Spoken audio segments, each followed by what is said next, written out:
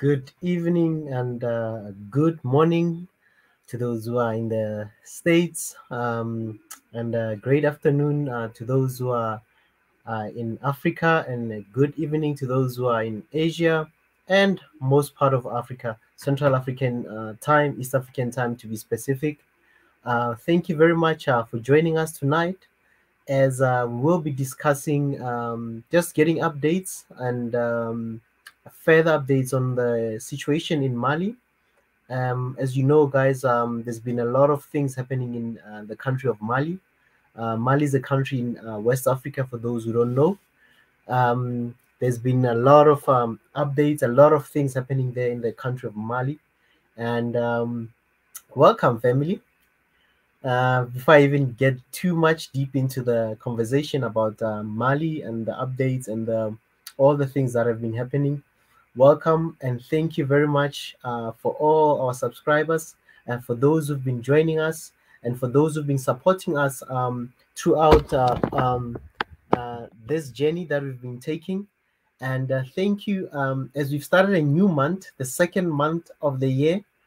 It was we've just reached a milestone of 200,000 subscribers.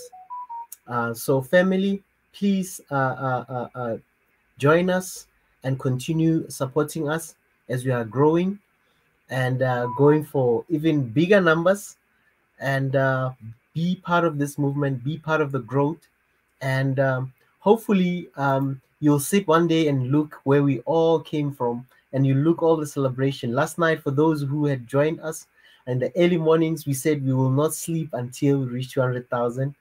And we thank God for all the people. And another thing that yesterday that was said was we should always be mindful that 200,000 subscribers does not mean subscribers, but it's people who have shown support, who've taken their commitment to be part of this movement. And we really thank you, and we really appreciate all your love and support. And continue supporting us, continue praying for us, continue being a pillar of strength, continue being joining us, commenting, correcting us, teaching us, suggesting. That's part of growth. And as I always say, sometimes each one teach one.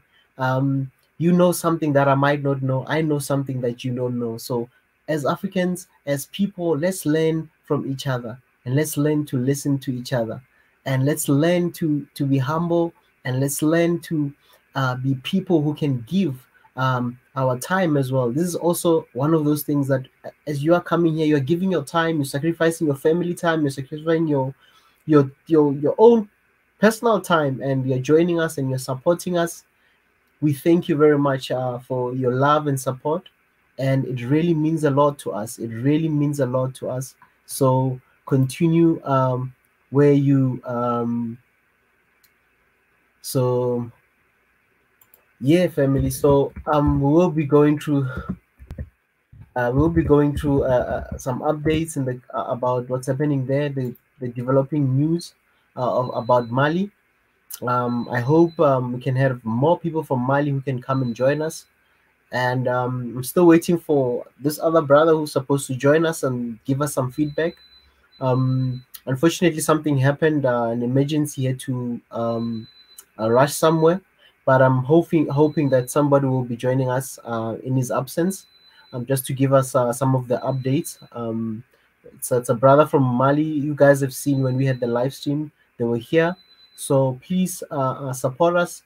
And if there's anything as well in Africa that's happening, developing stories, please notify us, talk to us, and let's talk, let's help one another, let's come up with ways and solutions. And for those who don't know, this year it's a year of action, as we've declared the year of action, and action in love, action in unity, action in peace. So be part of the movement that is growing, be part of the movement that's learning, that's a movement that's always available to teach and learn as well. So even teachers learn. So we all here students as much as we are also teachers or brothers who are assisting one another. So join us, family, and let's grow together to a million, to 10 million, 20 million. Let's grow. Let's continue growing. That's the only way forward for us. And let's reach out to as many people. And for those who've just joined us tonight, please subscribe. Click on the notification icon there, and like and share the stream. Share the stream with the people. Share the stream with the people at home.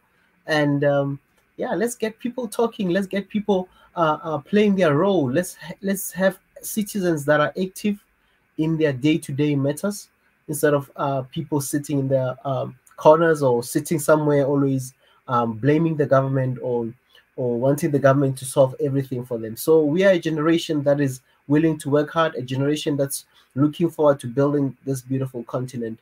And this continent is not just this continent. We talk about even the diaspora, the Caribbean, in America, everywhere where Africans are. We need you to build wherever you are, and we pray that whatever you are doing in in any country that you find yourself in, that it may prosper, you may grow, you may help your family and yourself as well, and you may also be a positive contributor to the development of African people.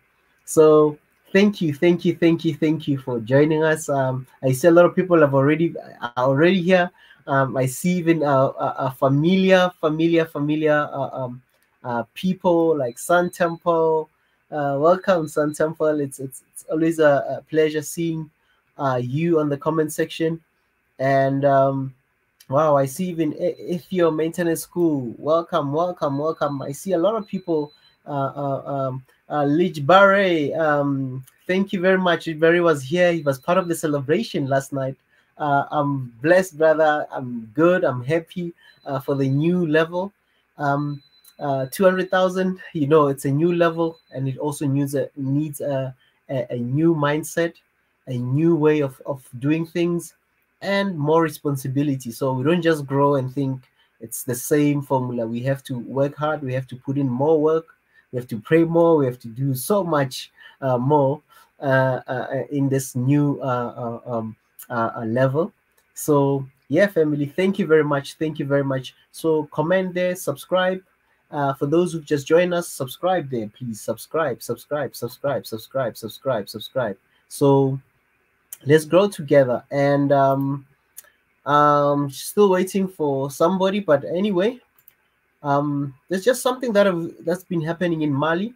I'm just gonna play a clip of some of the updates for those who might not be familiar with the story.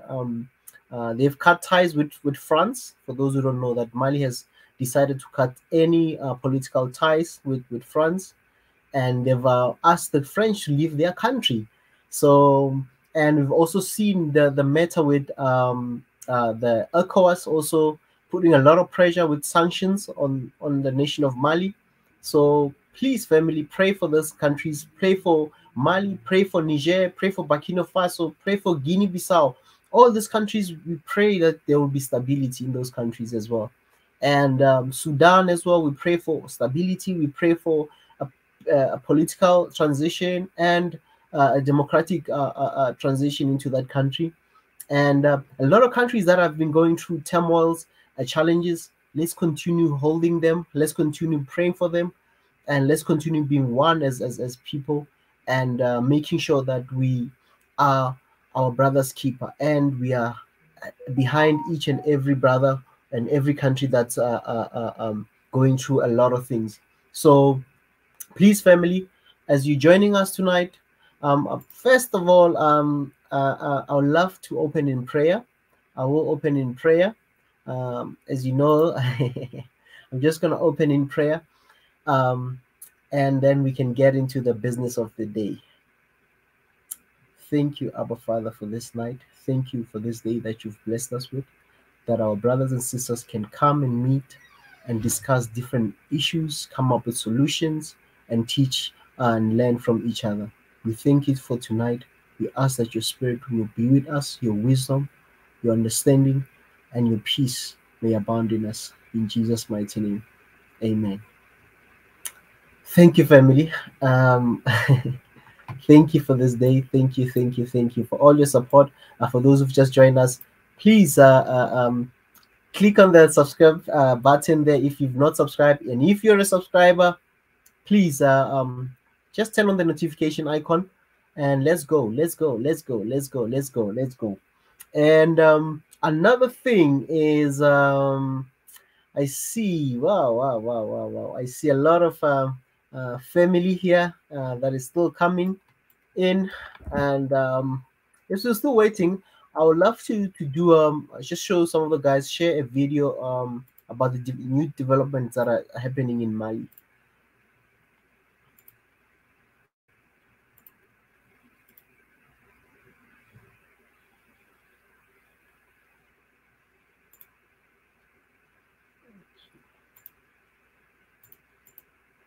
Okay, I'm just trying to get that video.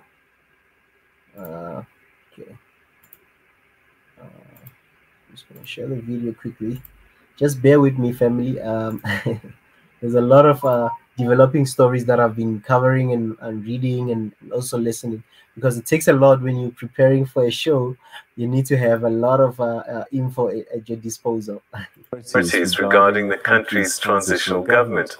On Friday, French Foreign Minister Jean-Yves Le Drian said that the Mali's ruling junta was out of control amid escalating tensions between the West African states and its European partners over military cooperation and elections. He also called the junta illegitimate. French Defense Minister Florence Parly has reportedly said that French troops would not stay in Mali if the price was too high. For some analysis about the security situation in the region, we're now joined by Mnla Modaran, who's the Sahel Program Head at the Institute for Security Studies. Thank you very much indeed for joining us, and welcome to the program. Thank you. It's a pleasure. So we've seen coups in this region of late, military juntas taking over. And whilst the focus has been on restoring constitutional democracy and civilian rule, there have been insurgencies taking place in the region. And I wonder if, because of what's happening politically, that these insurgents may be emboldened given the disruption that's taking place. Well, in fact, the Sahel has been facing an extremely serious security crisis for a decade now. It started in 2012. It is after years and years of a deteriorating security situation that we started seeing some of the coups that we're now grappling with. One of the impact this has, of course, is that the coups themselves somehow affect the capacity of central states to remain in control.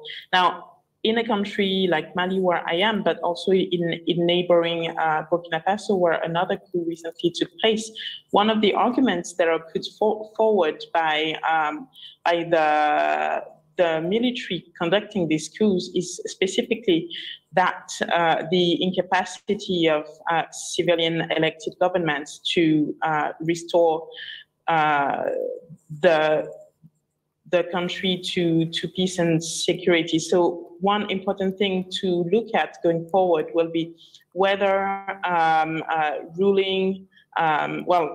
whether a military rule will equate in a betterment of the security situation. This isn't something we have seen of yet, but that remains one of the major claims. What is at the heart of this insurgency in the Sahel? What are these groups wanting as an end goal? That is a very good question. I mean, we have a variety of groups, actually. There isn't such a thing as one Sahel crisis. There is a multiplicity of overlapping crises. So on the one hand, you have the jihadist crisis, which involves stakeholders either affiliated with Al-Qaeda in the Islamic Maghreb or with the Islamic State. All of them are using a reference base that relates to Islam as a political order, but at the same time, they also use the grievances of communities around things like access to natural resources, the lack of social services, the lack of basic social justice, and such issues in order to take root. So the situation there is quite complex. And on top of that, you also have a number of community-based armed groups, which essentially try and, well, at least claim to protect themselves in a context where the state is vastly absent, especially in the rural areas. So this all creates a very confused environment in which in which it's very difficult to separate one armed actors from the other. In terms of trying to deal with the insecurity, a lot of these countries have gotten the assistance from the international community. France in particular has been there. What role do these international players play? Do they help or exacerbate the situation? Well, in theory, their stated intention is to help. So this includes, of course, bilateral cooperation with a number of Western countries, but it also includes multilateral engagement with the European Union, with the UN, and other actors. One of the major problems, I think, is that 10 years into the crisis, these huge amounts of external assistance that have been mobilized are not translating into an improvement of the security situation. So it's very difficult for people on the ground to understand how comes that there are thousands of soldiers from other countries to help, but the situation keeps deteriorating.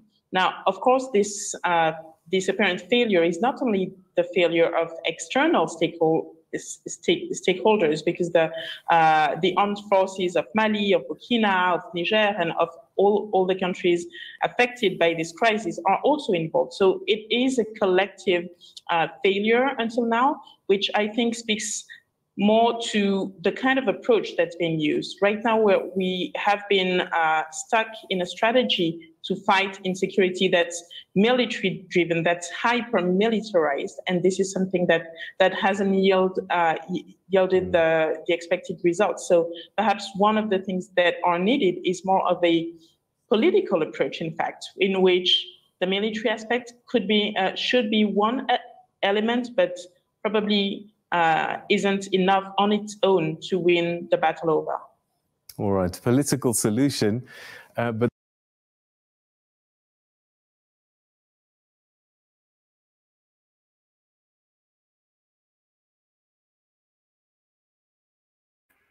this is a snippet from one of the broadcasters here in South Africa that's been obviously getting some updates. This was broadcast last night.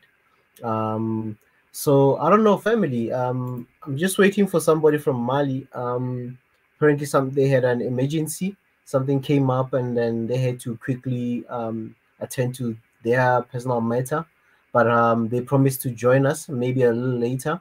So yeah, but for now, just open the lines. Come in. Let's come and talk about the Mali issue. Do you think it's a wise move for Mali to cut ties with France? And is it something that I've seen some comments on Twitter and other places where people have been talking about more countries should be doing that, especially what they call the Francophone countries, that they should be planning to maybe start cutting ties and take that bold step to say no more with the colonial taxes and any other things that are the French influence. You think it's a wise move for Mali to do this, or is it just a retaliation, or what do you think as Mali should be doing? And as us Africans, how should we support Mali and the people in West Africa, especially more countries in West Africa that are more their former French colonies? So it is interesting to note that there's a lot of countries that are in West Africa that are French speaking or former French colonies. So I wonder, what's your take? I've been listening as well. I've been looking at different news streams. Some people saying more countries should be joining and cutting their ties with France. And I don't know, family. Let's talk, and let's come up with solutions, and how also we can influence ECOWAS to maybe reinstate or remove the sanction against those countries. So, but without much delay, I already have the brain here, and I know his analysis is always on point and well researched. And the brain, Prof. Ezra, welcome. Hey, Ezra. So good to see you. So good to see you back on that chair and our usual regular time. I think we missed these live streams. Just to give you a caution, I'm doing my daily exercise. So I'm outside, and it can be windy, so the sound sometimes might be affected. But just let me know when you have problems with the sound system sometimes. So otherwise, yeah, so glad to be here. So it's such a very important point, a very critical topic that we've raised today, and I hope that our Malians who come in, or West Africans who come in, ECOWAS members who come in, you know, I've never seen Nana Dream from Ghana joining the live stream sessions, and probably one time. But I hope he also will come in at some point. And if Mika need to tweet this live stream, maybe we might need to nudge him so that he can tweet it to a wider audience, so that people know that this live session is taking place. You know, because of the algorithm, because we are not 1 million followers, we are 200,000 followers. So we might have a little bit of a difficulty getting to the right people. So until we get to 1 million or 2 or 10 million subscribers, we might have to use all means possible to getting people to come here, especially those people who care about the issues that we raise and have something to say. And so, yeah, thank you for bringing this up. And yeah, should I go ahead and answer the question that you raised? Because it's a very important question. Okay. Please do. Yeah, feel free to interrupt me. Feel free to stop me. Feel free to interrogate me if you need to. But I think, like I've said this before, and I'll say this again, they are like, when we're looking at the problem, I mean, we have to look at it in two sides of the coin. Okay, one side of the coin is, you know, it's manifestation of the challenge, it's manifestation of the problem, and how it plays out now, today, as we speak. Okay, so that's the one, the immediate thing, like the daily crisis, the ups and downs of daily stuff, like, you know, tit and tats and back and forth, you know, the removal of the Danish troops and the removal of the French ambassador. All of those things are part of the kind of the manifestation of the problem. Must be taken. But the other element, the other side of the coin, is the root cause, root issues. And I think in the video that you just showed, I like the way the lady. By the way, I mean, shout out to the South African broadcasting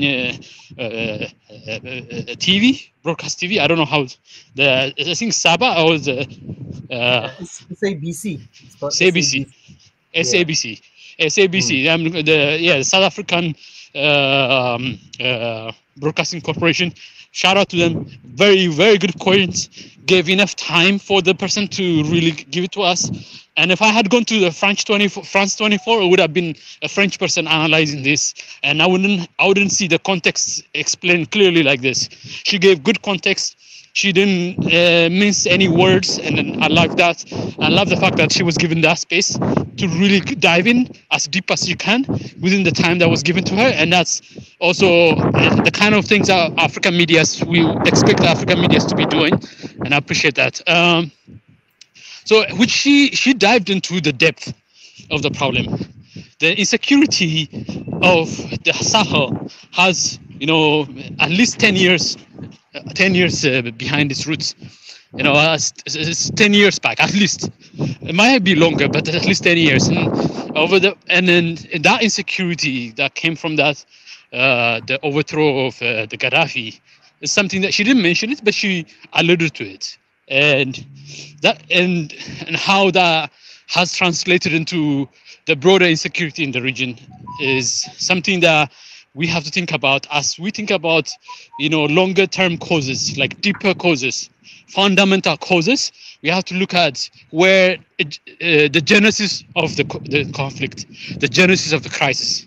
And in the genesis, you see that the interventions across Africa by Western powers has its consequence reverberating across other countries. Interventions, whether they are well-meaning intentions or not, that's not what I'm asking. That's not what I'm suggesting. That's another element of that's another tangent that could be taken. But even ignoring the fact that whether they were well-intentioned or not, or good intentions, but their interventions has consequence 10 years down the line. That's it. They intervene in Libya, claimed it was because of human rights, claimed because of dictatorship, claiming all sort of, and then some of them on false premises. But the consequence of it, who's paying for that consequence? Who's paying that consequence? It's very simple and direct. Africans are paying for it. Communities across Sahel who live in almost close to abject poverty, who have to deal with the scarcity of water that is so scarce in the desert, okay? Because they're near these things. Nomads who rely on their basic subsistence things. You can imagine the kind of insecurity that has been brought upon people who are already insecure, food insecure, So, and that has generated the multiplications of different kind of, like, people taking different methods and different ways of resolving it. And the Western interventions of Gaddafi and Libya, okay, and then moved to Western intervention in West Africa. Are they there to clean up what the mess? Are they there to exacerbate the problem? Are Western interventions good intention or not? But are they having the intended impact of what they claim to be saying? And so we need to really look into that. We also have to look into, which I think the lady that you showed really covered, which sometimes we don't cover in ourselves, is the misgovernance and misrule by our own people, by our own fellow Africans.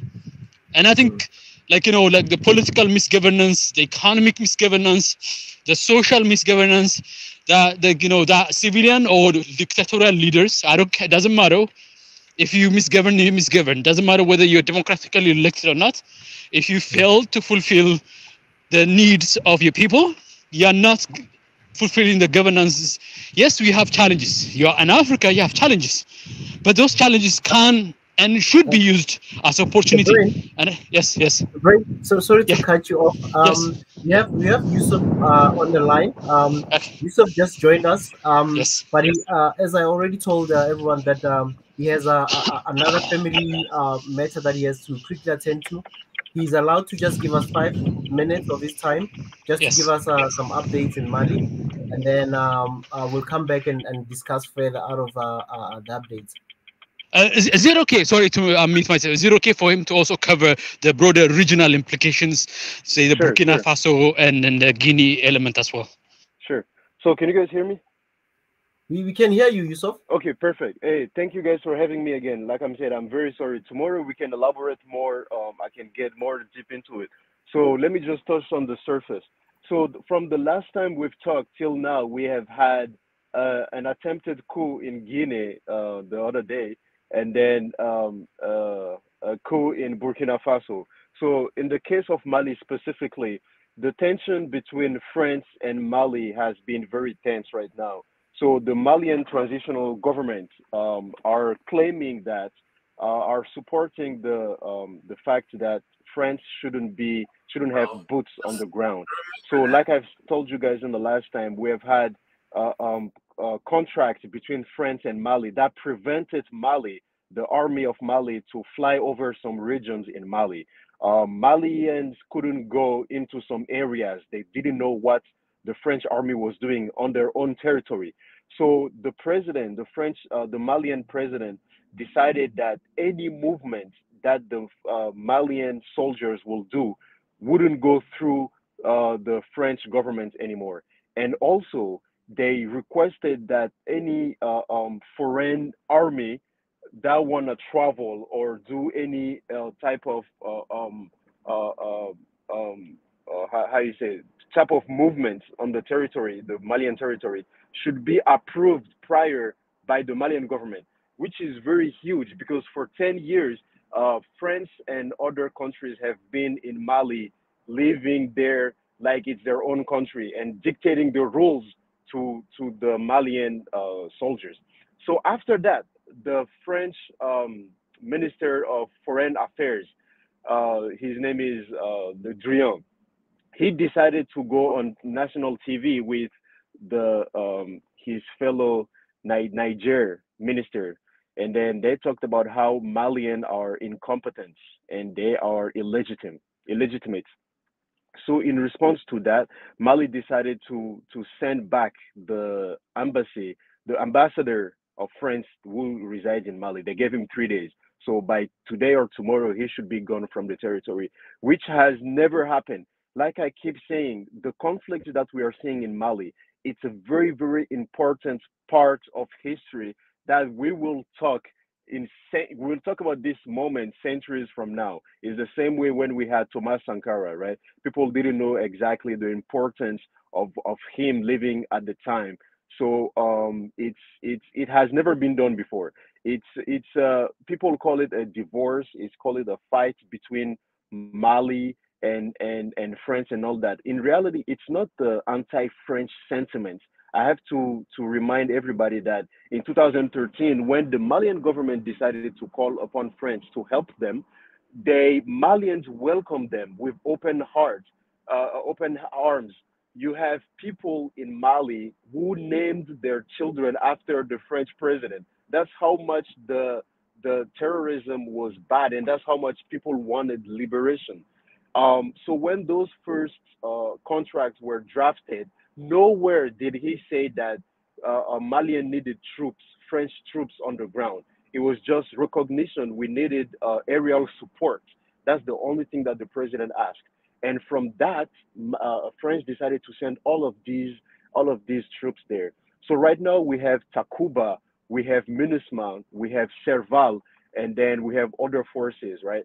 It's been 10 years and nothing has happened. Like I said before, we had 430,000 people displaced within Mali. There can't be an election.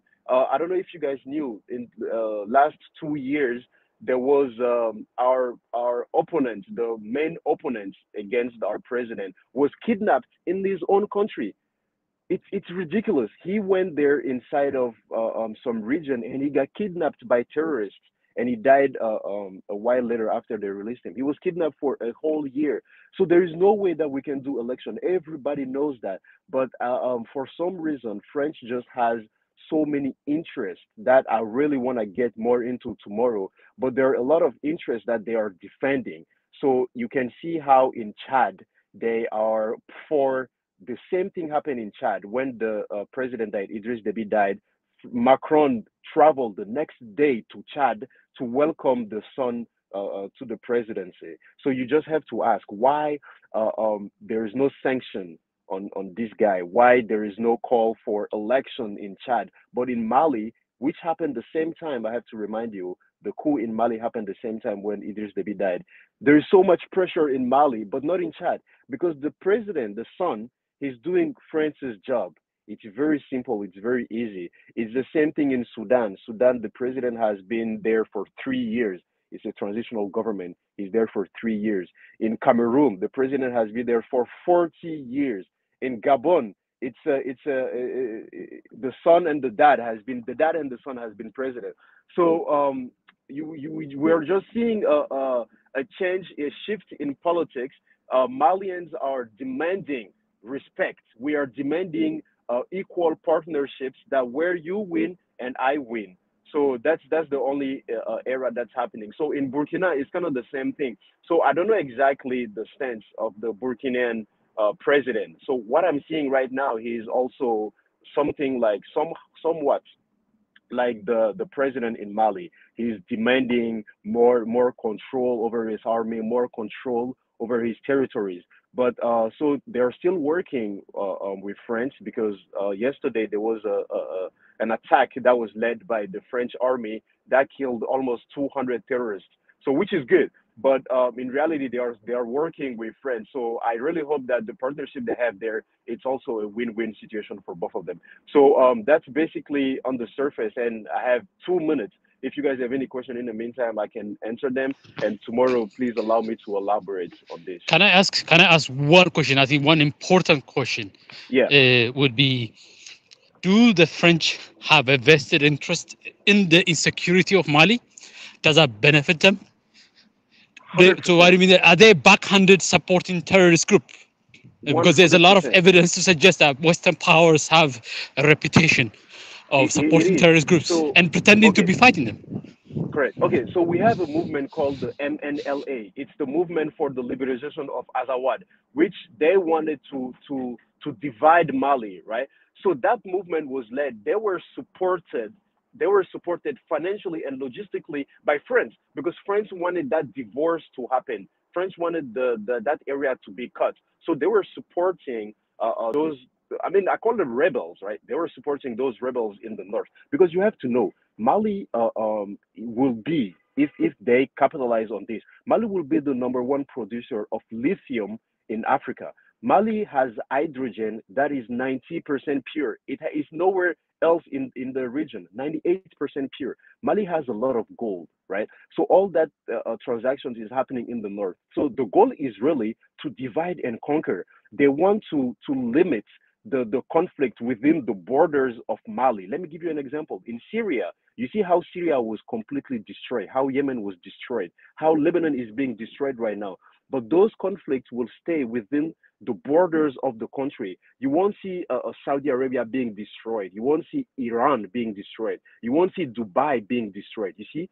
So they want to contain the conflict somewhere specific. That's exactly what they wanted to do in Mali. Contain disrupt the political environment so that they can control a small area. But in reality, they can't do that because those borders that were there were defined by them. So we didn't have borders before. In Mali, Senegal, Guinea, Burkina, we are all the same people.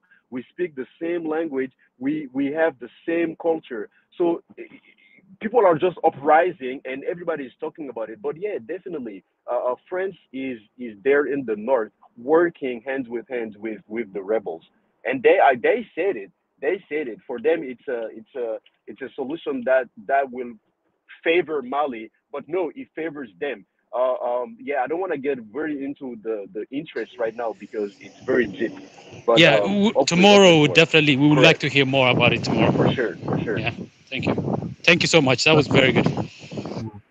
Thank you very much, Yusuf. Thank you. So tomorrow same time, I will be there, and I just want to compare. I just want to give the contrast, right? The thing that happened in Mali, it's a trap. It's a very trap for France. The Malian government were very smart by sending back the ambassador, and also I want to give the contrast between the politics that happen in the East, right, the Middle East, and how the divide and conquer really works and favors them. And yeah, so that's what I want to talk about tomorrow. Thank you very much, Yusuf. Thank you guys. Thanks for having me. Let's talk again tomorrow. We'll good. Keep in touch, and then we can discuss the logistics of tomorrow. Okay. And yeah, but tomorrow we'll have the insight, a proper insight. But for tonight, we'll continue just on what some of the developing stories that we've been covering and seeing on the news. But tomorrow we'll get a more insight from you. Thank you very much for your time. Thank you. Appreciate it. Appreciate it. The brain. I mean, like, you can say, reporting from Mali. Only at Swahili Nation. You get people's perspective. Who's going to interview the people? who's going to interview the people? Huh? Who's going to ask the people to be part of this thing? So, yeah, I mean, this is incredible. What an incredible, like, short and sweet, very substantive kind of response from our friend and our brother. And I can't wait to hear more about his thoughts and ideas tomorrow. I think I also would like to see the linkage between what's going on in Mali and how also handle this crisis with the West. The sophistication of. By the way, I'm drunk, so I might be a little bit noisy, so just bear with me. But the kind of that was deployed on the Ethiopian side. So I would be interested how the Malians see the experience of Ethiopia, because yesterday French sent an envoy to Ethiopia. The French government sent they assigned a Horn of Africa envoy. So every country now is designating an envoy. China has now designated a Horn of Africa envoy. America has been doing that. America has actually changed the envoy, the Horn of Africa envoy as well. And the French also set up has appointed a Horn of Africa envoy, kind of like an extraordinary ambassador for the entire region. And head of Ethiopia met with the foreign minister of Ethiopia yesterday, and claiming that French has been fair all throughout the conflicts between Ethiopia and they say whatever is going on in Ethiopian internal crisis. They claim that French has been fair and they're dealing with it, but that raises a lot of question by itself. But just to point out, there's a broader understanding that a lot of these issues are interlinked. But I would like to see from the Malian perspective the extent to which these are interlinked, and the extent to which I don't want it to be hyperbole, hyperbole meaning that we Ethiopians feeling that our actions have impacted Africa so much and it's affecting Mali. I don't want to say that without any evidence of substantively on the ground. So I would love Yusuf to really give us an insight in terms of the extent to which there's a connection there and the extent to which there's no connection. So that would be nice. I'll be looking forward to his joining us tomorrow. I think you had a lot of questions that you have, and I'm sure definitely tomorrow when we have him here, he'll answer more questions. And guys, just to remind everyone about the meetup with Mika tomorrow, Urban Center in Addis. For those who for those who are in Ethiopia, in Addis to be specific, they can join Mika. He'll be there. There's a meetup tomorrow at the Urban Center. So please take note of that. If you've not yet sent your SMS to reserve your space. So yeah, please do that. And I want to welcome our brother Rich, Mr. Triangle. Yes, sir. How are you, man? Oh, good. Rich, yesterday, what were you yesterday? Yesterday, you missed it. Actually, I was listening to you guys at work. The little bit that I got, it was an appetizer. I could have taken some more, but I was at work, I'm still at work right now. Actually, I'm at work right now. Oh yeah, you're still at work, eh? What time is it? What time is it there, Rich? It's 1:47, so we soon reach 2:22 when you're supposed to call me. Yeah, man. Today I also had a lot on my plate. Because we finished early morning. I think we only finished around 5. Was it around 5? Or my time it was around 5 a.m. So that time I only had like 2 hours of 2.5 hours of sleep, and then obviously had to wake up, take a shower, and start working and stuff. So, but yeah, I just had a lot, and today I had a lot of work. I must just be honest with you. But no. I'm tonight. Yeah, I'm teasing you because you said we're gonna do it at February 2nd, 2022. So I was like, you're gonna call me at 2:22 p.m. as well. Oh man. Yeah, but tomorrow I must set up time, or maybe tonight. When you knock off, hopefully when we close, probably midnight or 1 a.m. somewhere there, my time. When it's 1 a.m., we should be knocking off. Maybe we can have our meeting. So we can have that meeting and have that discussion. I know some people are asking, we don't sleep, guys, we're waking. So there's a lot that we need done, and we need more hands as well. We need more people to assist us as well. So please, family, continue working, continue supporting us. But Brother Rich, we talk about some of the further developments in West Africa, more specific to Mali, but we've been seeing a lot of issues there. And the issue of the ambassador being chased out, given 72 hours. What's your take? Should more other countries follow? I've been reading some tweets. Some people saying no, all the francophone countries should chase the French away, and some people, it's just a divided commentary sections that I've been reading. But what's your take? Man, you guys know already, you guys know I'm a very rebellious African, I'm gonna tell you guys what's supposed to happen. Listen, I feel so insulted when I saw those people. I saw this guy on the news, France 24, talking about this, and he was saying, we have to decide if we're gonna leave Mali or not after the people of Mali said they need them going. He's saying we're gonna decide because we have the military power and the political power to decide that we're gonna stay if we want to stay. That's what the man said. Like, I feel like these people really, they don't understand what's happening in the world. They don't understand what time it is. Honestly, they don't. Because if they had respect us, they wouldn't have said anything like that, even in secret. They don't respect us.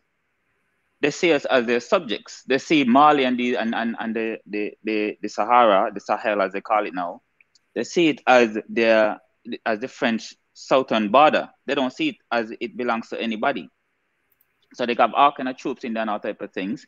And then this man who they kicked out said that the junta in Mali is an illegitimate government, and how is being very provocative. I was so happy when I said a big black guy went on the news and said that the lady should know the power of silence. That was good. I like that. I felt a little pride in myself when he told her that she should learn the language of silence. But I feel like they need to understand what time it is. They don't understand what time it is. They still think that we are. Give me 1 minute, my friend. They still feel like that we are somehow that we are their subjects. Sorry, I had somebody come in here. I'm gonna have to leave soon. But I feel like we need.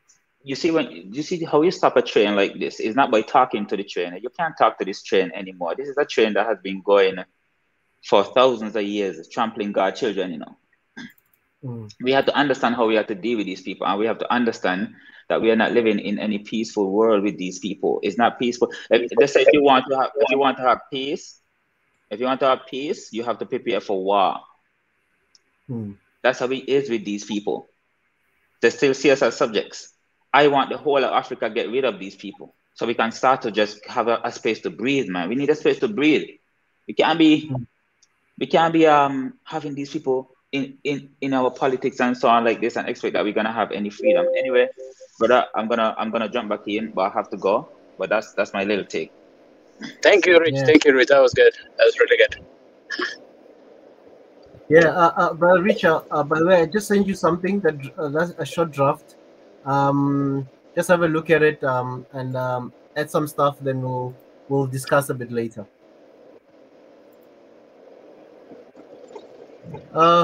Thank you, family. That was Brother Rich from the St. Kitts Island. And I see you've got another, I'm not sure whether it's a brother or a sister, Solo B. Welcome, Solo B. Where are you connecting from?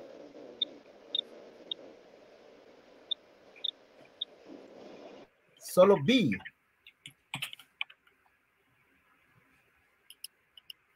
Solo B. Can you hear us?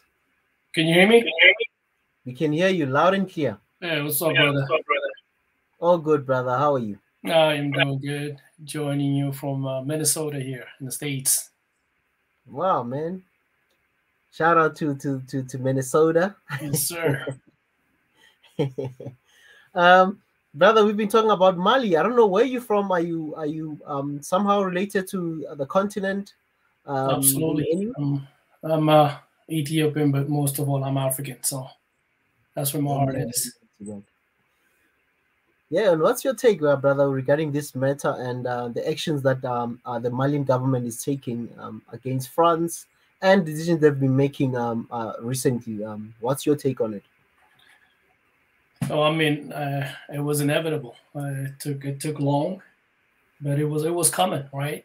I mean, they weren't treating people right in their own motherlands, taking advantage of our resources and still treating, our African brothers like dirt.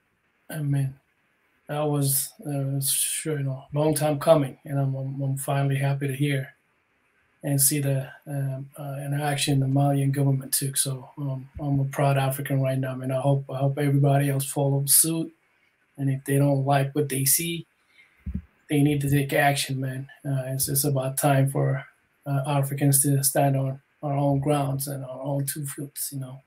We don't need any help from the outside. We can do it on our own. If they just leave us alone, let us do what we know better. We just need to get rid of these corrupted officials, and the rest will be history, man. That's what we need to work on. But I'm proud of the Malian government, man. Wow, thank you, so B. I just want to welcome again, the chief, the voice of Swahili Nation, of One Africa Movement, Biggie. I know you were making some bread. Had to wake you up. You're absolutely right. Good morning, good afternoon, and good evening for all of you that are out there. Thank you so much again for what happened yesterday. 200K marker. Looking at 500,000 the next five months. I'm making it one short month, not 6 months, but a lot faster. I was so excited yesterday, and I couldn't believe it. Sometimes, just like going 500K, and I heard Josie saying 2 million instead of 2K. I just want to take that 2 million anytime. So anyway, great topics, and I mean about the ECOWAS that I just put my senses is just to put it out there. Look how simple that is now. In a click of a button, that we are really aware of what's going on all that region, the Sahel. And we didn't do much of last year about it. But I just want to tell everybody that if you put your mind to it, anything is possible to open up the idea and the conversation on what's going on those 15 African countries. And now Mali, Burkina Faso, Guinea-Bissau, there's some few things that's going on, but it's like a brush fire, Once is aware, and the rest of Africa is aware about what's going on, and now it's just a matter of clicking on your mouse, supporting our brothers and sisters in those areas, and it shows now we know and we see all the games right in front of your eyes as it unfolds. When Africa said out of my country, it means out of my country. This is my continent. This is our continent. And now we are on a point where everybody's like going, oh well, we will still got some interest in there and everything. No, it doesn't matter.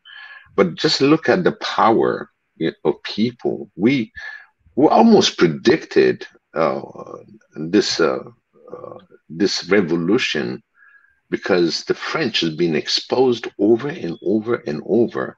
Now it's on the breaking point, including the Dutch, the German, name it. All the European that entrenched in these countries are getting exposed.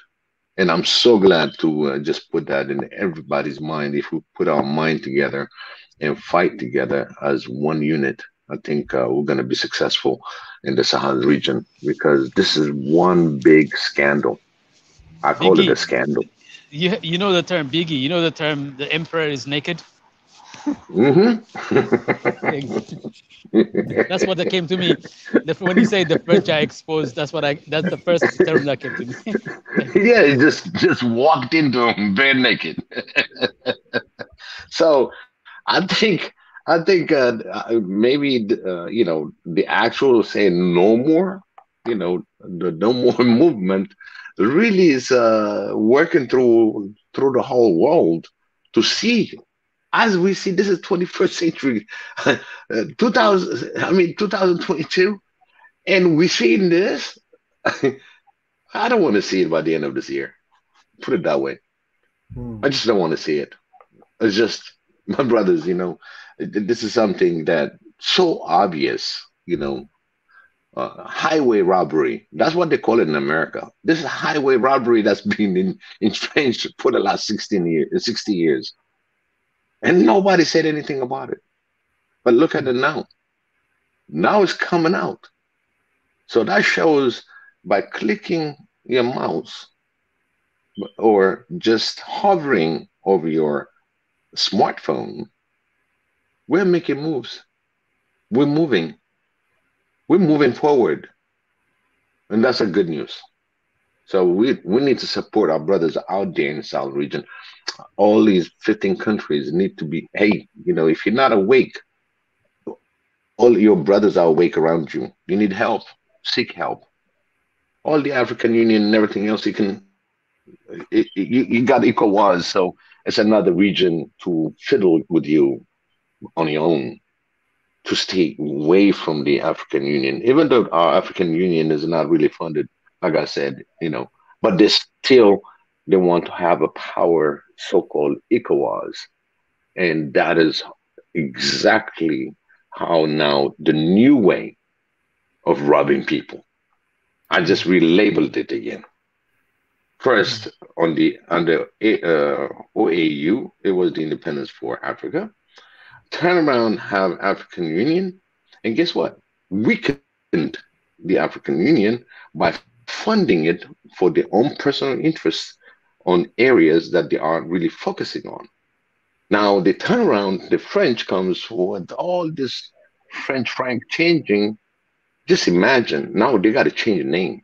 They got to get all these people together. They tried to go in to Congo. Congo said, no, I want to learn my own language. They don't want no French. Okay? So that goes on this 15, now changing the name. ECOWAS, really, AU, UN. I think for their sake, I'm confused. They are confused on that level because too many chiefs in the kitchen. Guess who the boss is? The naked king.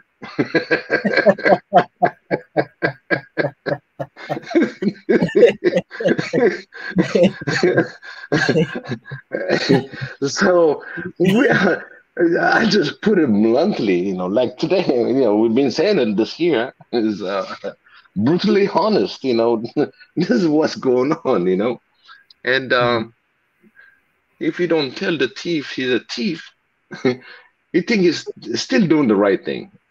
So this is the time we point out the finger and say, you're the thief, you're stealing, and make sure it sticks all the way to the end.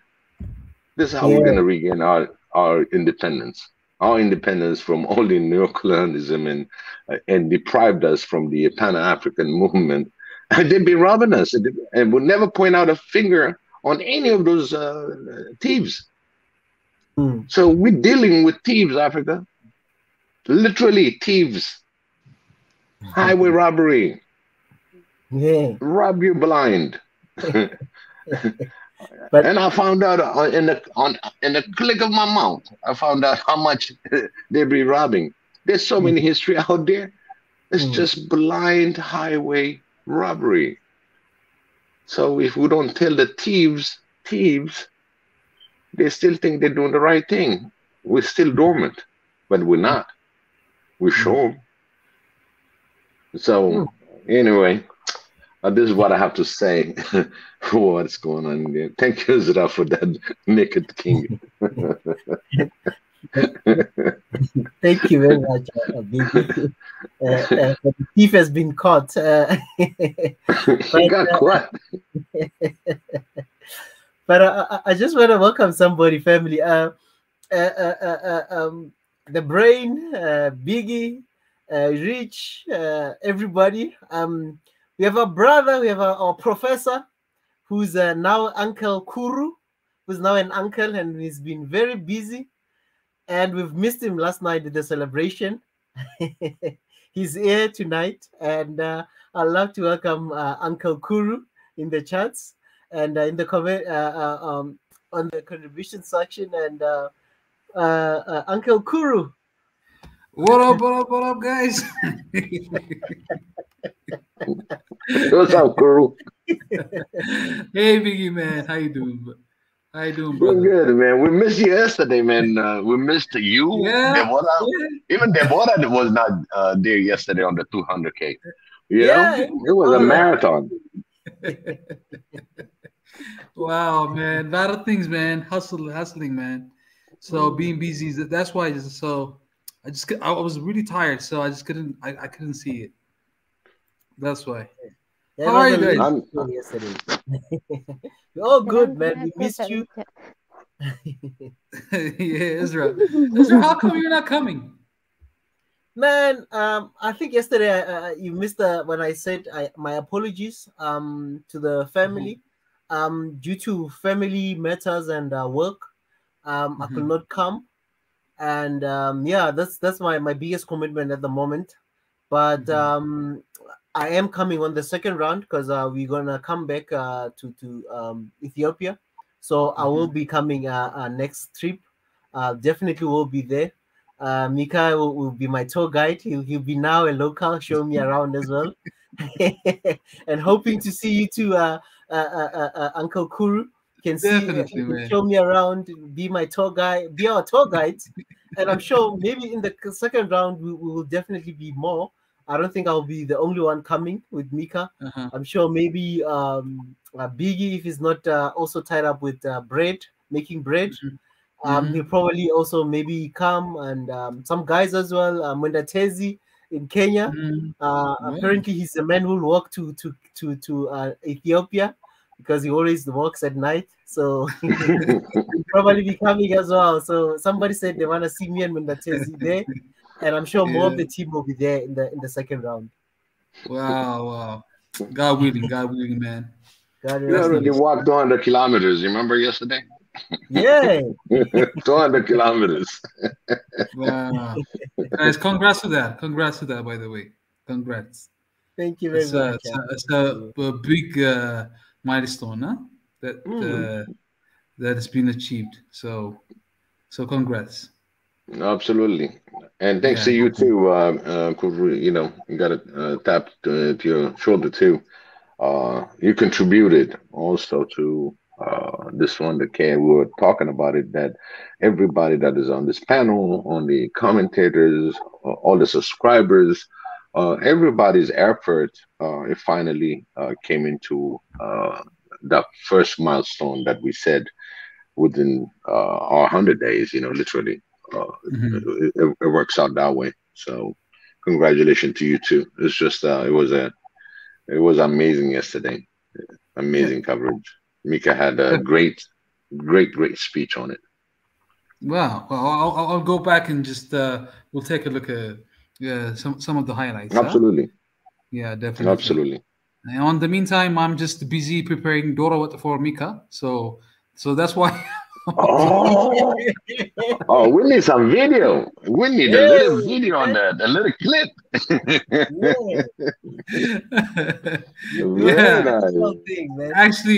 Actually, we were supposed to have lunch this coming Sunday, but because of work, so I'm not gonna be in town. So we have arranged it for the next coming Sunday. So hopefully, you guys you probably will see. And I didn't know that Mika was a taller guy, huh? He's taller than Ebenezer. Of course. Yeah, definitely. So, yeah, You know, when they met, one thing, Guru, I don't know if anybody noticed, when Ebenezer and Mika met, and when they start walking down the street, they kind of put their hand on each other's shoulder, and it reminds me my high school days. You know, when because in Africa, we do that. You see what I'm saying? We just put our hand on each other's shoulder and walk down the street. So it just remind me they knew each other somewhere in high school or something. You know what I mean? It just gave me a little back to the future type of thinking. You know what I mean? I said, wow, that was amazing. I always wanted to comment about it, but here's the opportunity when you say Ebenezer. Here's the right timing, and or something like Levana Police Chawatali, that hide and seek. I know it's the police and thieves game. And when you gather all the other kids, you hold on each other's shoulder, and you say Levana Police and meet Chawat. You know what I'm saying? Yeah, exactly. I know, I don't think you're that old, man. To be honest. Was that? I don't think you are that old. Oh my God! I'm the senior for sure on this group for now. Yeah, man. Until you guys meet, they'll see, because I've seen Biggie's pictures. So he is a senior among us. So you'll definitely notice that, because I know Uncle Kuri is very observant. He sees things that we don't even see. He might tell me there's a fly here right now.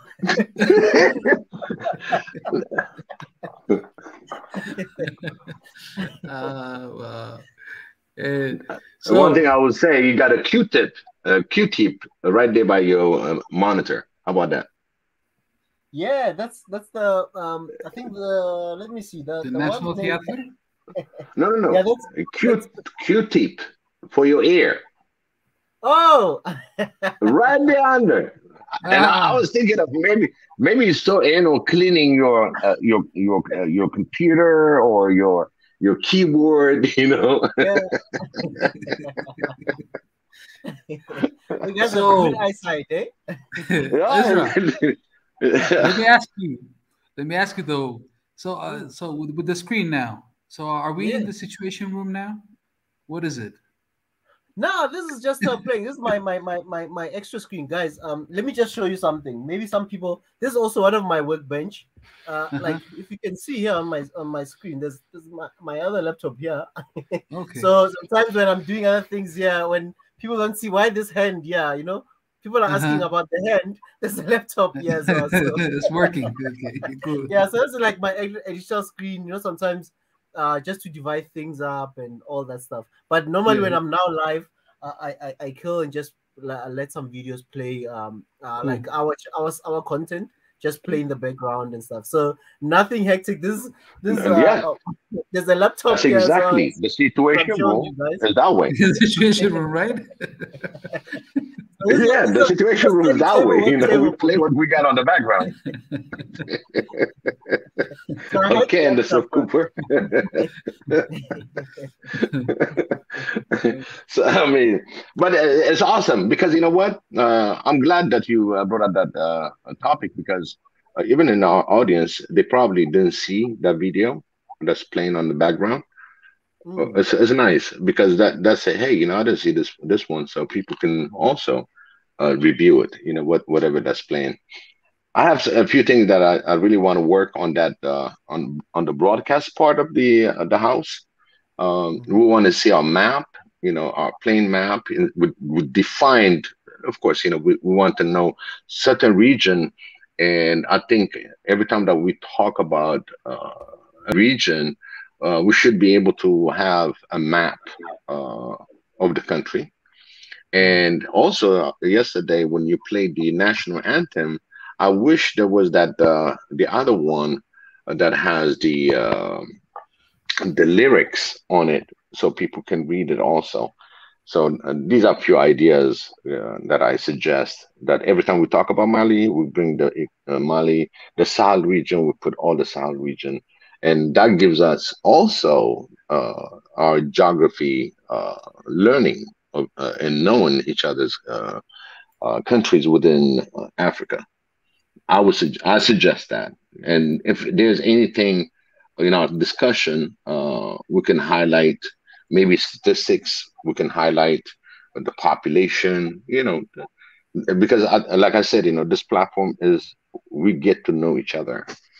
And also it's not only the trouble thing, but at the same time, what kind of product that they have. What kind of natural resource that they have. How's the agriculture? How's the youth learning? Few statistics that we can put along with that. I think it goes a long way for all African brothers and sisters to learn about different countries. Just for geography purposes, as you've just mentioned again, Biggie, for the people who don't know where Mali is, those who don't know the map of Africa, it's in West Africa, and it borders even the north as well, as you can see here. It borders a couple of countries, Algeria to the north, to the west is Mauritania, northwest, it's in Mauritania. Then there's Senegal, there's Guinea, there's Cote d'Ivoire or Ivory Coast for some people, Burkina Faso, and Niger. So 1, 2, 3, 4, 5, 6, 7 countries that is bordering Mali, the country of Mali. So you can see it's in the west of Africa. It's in West Africa. What's the capital city? The capital city is Bamako. Here's Bamako. Yeah, there's the capital city of Mali. It's called Bamako. And for some people, another interest, just a quick fact, is people that know about Timbuktu. Timbuktu is in Mali, by the way. For those who don't know or who've heard about Timbuktu. So yeah, here's Timbuktu, family. Here's Timbuktu. To those who've read about Timbuktu, the scholars of Timbuktu and the libraries and the books there, here's the city of Timbuktu. So Timbuktu is also in the country of Mali. So hence the significance of Mali being also a strategic country for Africa and the history that it also has of literature, poetry, even some, I think, Arabic articles and stuff. They're also there. Yes, as well. Yeah, music. I mean, just a lot, guys. Timbuktu. So it's in the country of Mali. For just another interest, quick effect or something of interest. And I'm just gonna check another thing here. It's the 8th largest country in Africa. For those who don't know, what is Mali? Where is Mali? And it's the 8th largest country in Africa with an area of 1,240,000 square kilometers. And it has a population of 19.1 million. And it has a lot of young people as well. Apparently, there's 67% of its population is estimated to be the age of 25. So it is a young country. A country with a lot of youth, if I might say so. So here's the country of Mali. Mostly the north and the northeast of Mali, you can see it's a desert. The Sahara, the Sahel as well passes through here. So the Sahel and the Sahara, the Greater Sahara, takes most of the country. So most of the greenery, I'll say it's more on the west, north, and southwest. Or more west of the country. That's where more it's a bit green because it's nearing more of the tropical countries like your Guinea, your Ivory Coast, your Burkina Faso and stuff. So yeah, just a quick interest facts of Mali. That's where the Sahel passes through. Sahel and the Greater Sahara Desert is there. Yeah. I think Biggie raised a very important point, Israel. Just give us a context, like when we talk about like Mali. For those of us who really don't know much about really the population, like the country, what's its main export, stuff like that, like all the information, the demographic, those kind of informations. I mean, it will be helpful for us to understand like better about that part of the country, the continent, and also just give us a context, to understand what's really going on in that country. And it's been what, like the French colony, is it? Yeah, it's also a former French colony. Yes. A French colony. Yeah. Have you guys noticed that when they talk about it, let's say on French media, particularly France 24, they they refer to Mali. They say Mali, a former colony. They repeat saying former colony. It's like it's as if it's something so like something on the shelf, so reachable that you can just grab it and name it. And another thing that is interesting to hear when I hear their coverage of Mali, even the reaction of the French, the French foreign minister saying, "Oh, they are out of control," and I want us to really decodify what that means. Out of control. Out of control. Out of control. That means what? They have a sense of control, and what is that control they were expecting? Or controlling their resources, controlling the things, controlling the destiny of a region, controlling the politics of the affairs of the nation. So hence, out of control. So they're not saying out of control, like, oh, the regime is out of control. That means it's like it's something that they are so comfortable. Yeah, something they are so used to doing, and illegitimate, undemocratic. And then another thing is they threaten. Oh, where the French military is there for through their goodwill. Oh, we're there in our own goodwill. So if you don't shape up and step up, we're gonna get out. And then it's a kind of a bluff that you want to call out. Okay, go ahead and step out. Go ahead and leave. And go ahead and leave all your interest there. And they say like, well, we're not interested and unwilling to spend any more. I mean, well, that's a code word for saying that, oh, we had a price agreed with previous politicians. Okay, the new regime is asking to renegotiate the price, and we're not willing to pay that. It's like as if you're in some kind of secret negotiations, and the price that's been asked is way more than what they used to pay, and now they're like, oh, we're not willing to pay more. And so their language, their body language, their terminologies, the term. I mean, I don't want to call Mali the former colony of France, or any country the former colony of any country. That's not a way for me to identify a country. I want to call Mali as a great nation of history, culture, and tradition. I want to call the region of West Africa as the region of people of great history, great culture, great stories to tell. Ancestors that have shaken the world, shaped the world. And Mali is central to the way the modern education has been shaped. The story, the history, the Malian Empire was famous for their education and famous for their universities. Before universities were, something to talk about. Like if somebody said, "Oh, the oldest university is Oxford." No, the oldest university is in Africa, and in Mali. Exactly. So sometimes but at the same time, I want to say another tangent here is that as we support Mali, we also have to support West Africa. West Africa is also dealing with this issue. So when we think about context, we're not only talking about the context of Mali, but the context of Africa and the context of West Africa. I think, I might be sounding like I'm in alignment with Tunisia on this one, but I agree with him to a lot of extent.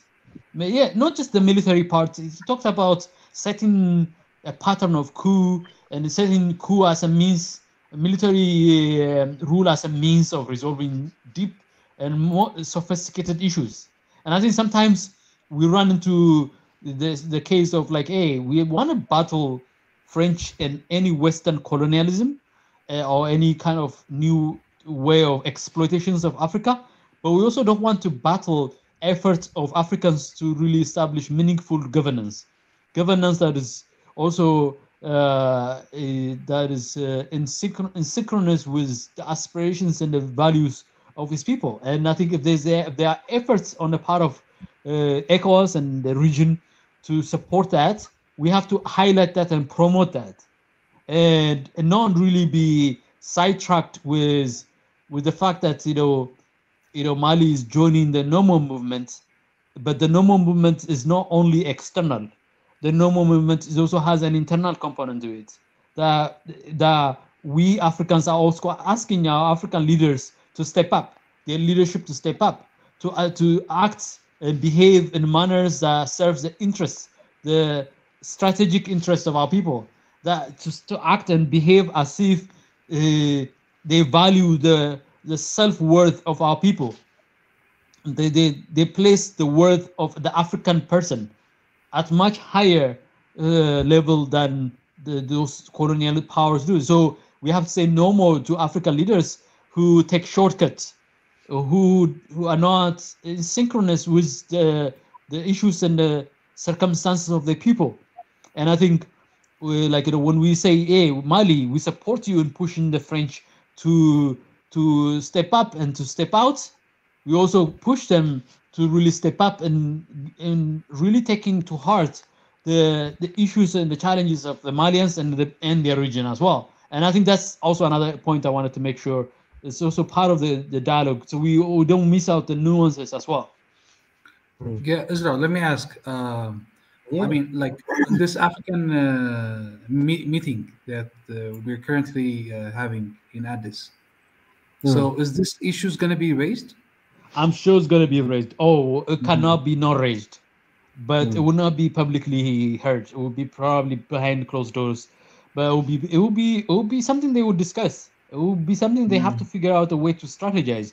By the way, Senegal is going to be taking the chairmanship of the African Union the next year, for the coming year. They are taking it from Congo, the Democratic Republic of Congo, and Senegal will be tasked with peace and security issues. And then that will be like Senegal will have this as top of their agenda. The African issue, the West African issue. They have to step up.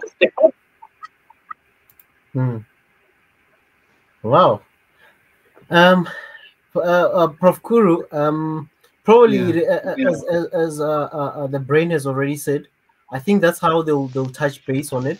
It might be obviously behind closed doors, and let's see the outcome. Let's see if we get a report or a media update from them. But yeah, it remains to be seen what will be said. But since we're still on Mali, on West Africa, we have Abdul here, Banjul, and I know we've got Deborah. Deborah, we're going to come back to you. I just want Banjul, since this is he's very close to Mali. Yeah. Since it's Mali. Hey, show the Gambia for us. How close it is.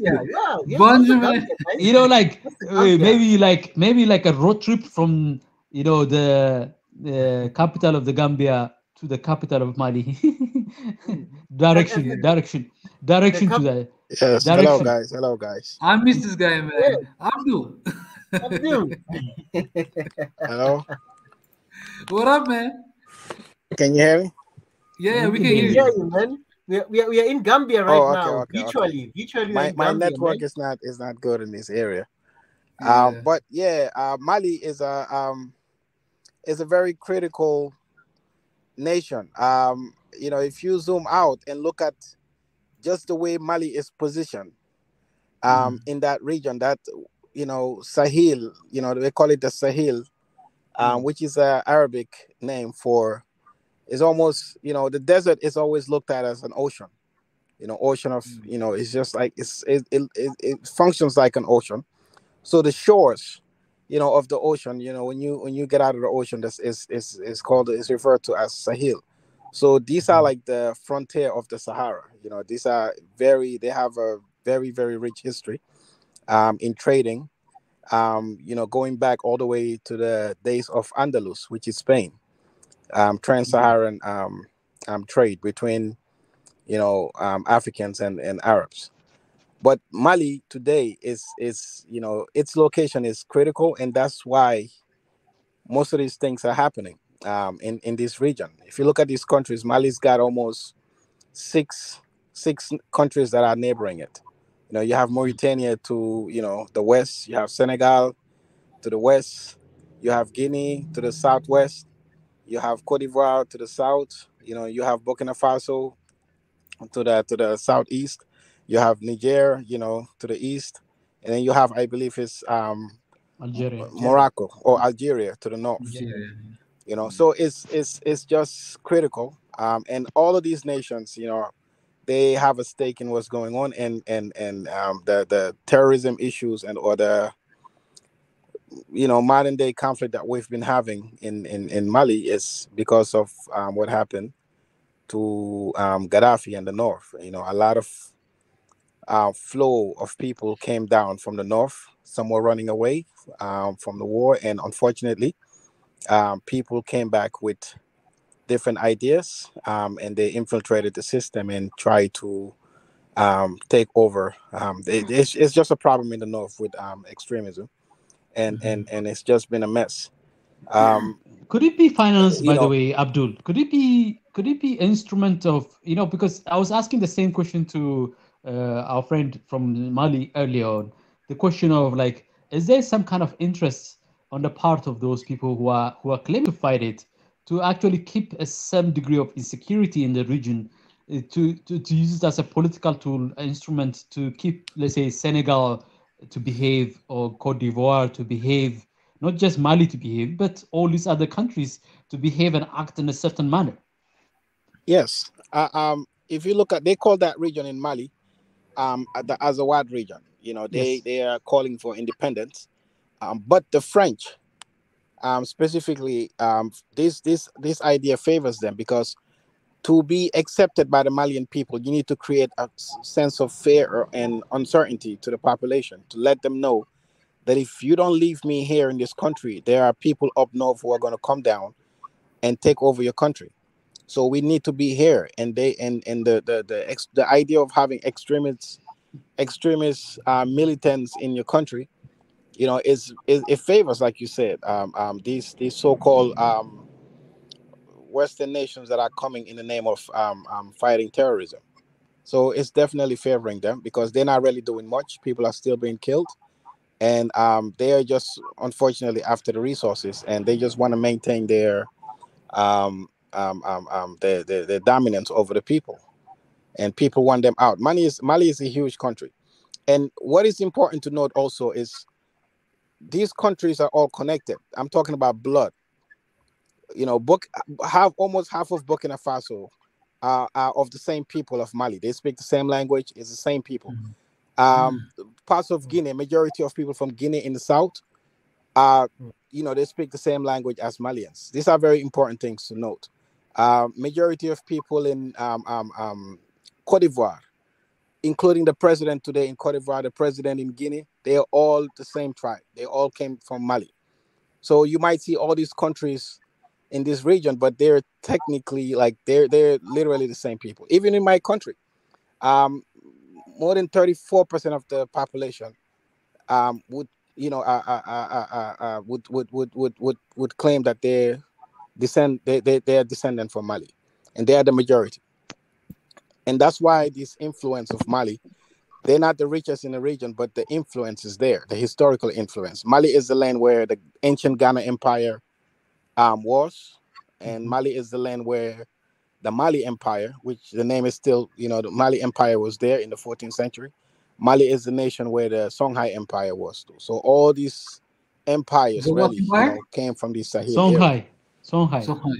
Yes, the Songhai. So these were the three dominant empires that really interacted with, that was nations. One of the emperor. Sorry for the interruption. One of the emperor was known to carry so much gold on his way to Mecca. He Mansa Musa. Yeah, right. That's from Mali, right? Yes, Mansa Musa. So Mansa Musa, this was around 14 something. Or it might be earlier than that. So he was, I'm not sure if he was the 6th or 7th king, because the one who took over the Mali Empire was Sundiata Keita. So his descendants, one of them was Mansa Musa. He took over power, and at the time they've long converted to Islam. So they usually do this pilgrimage once in their lifetime to Mecca, modern day Saudi Arabia. So those days you literally would have to go to different cities, and just so he was going, and also he was not just going.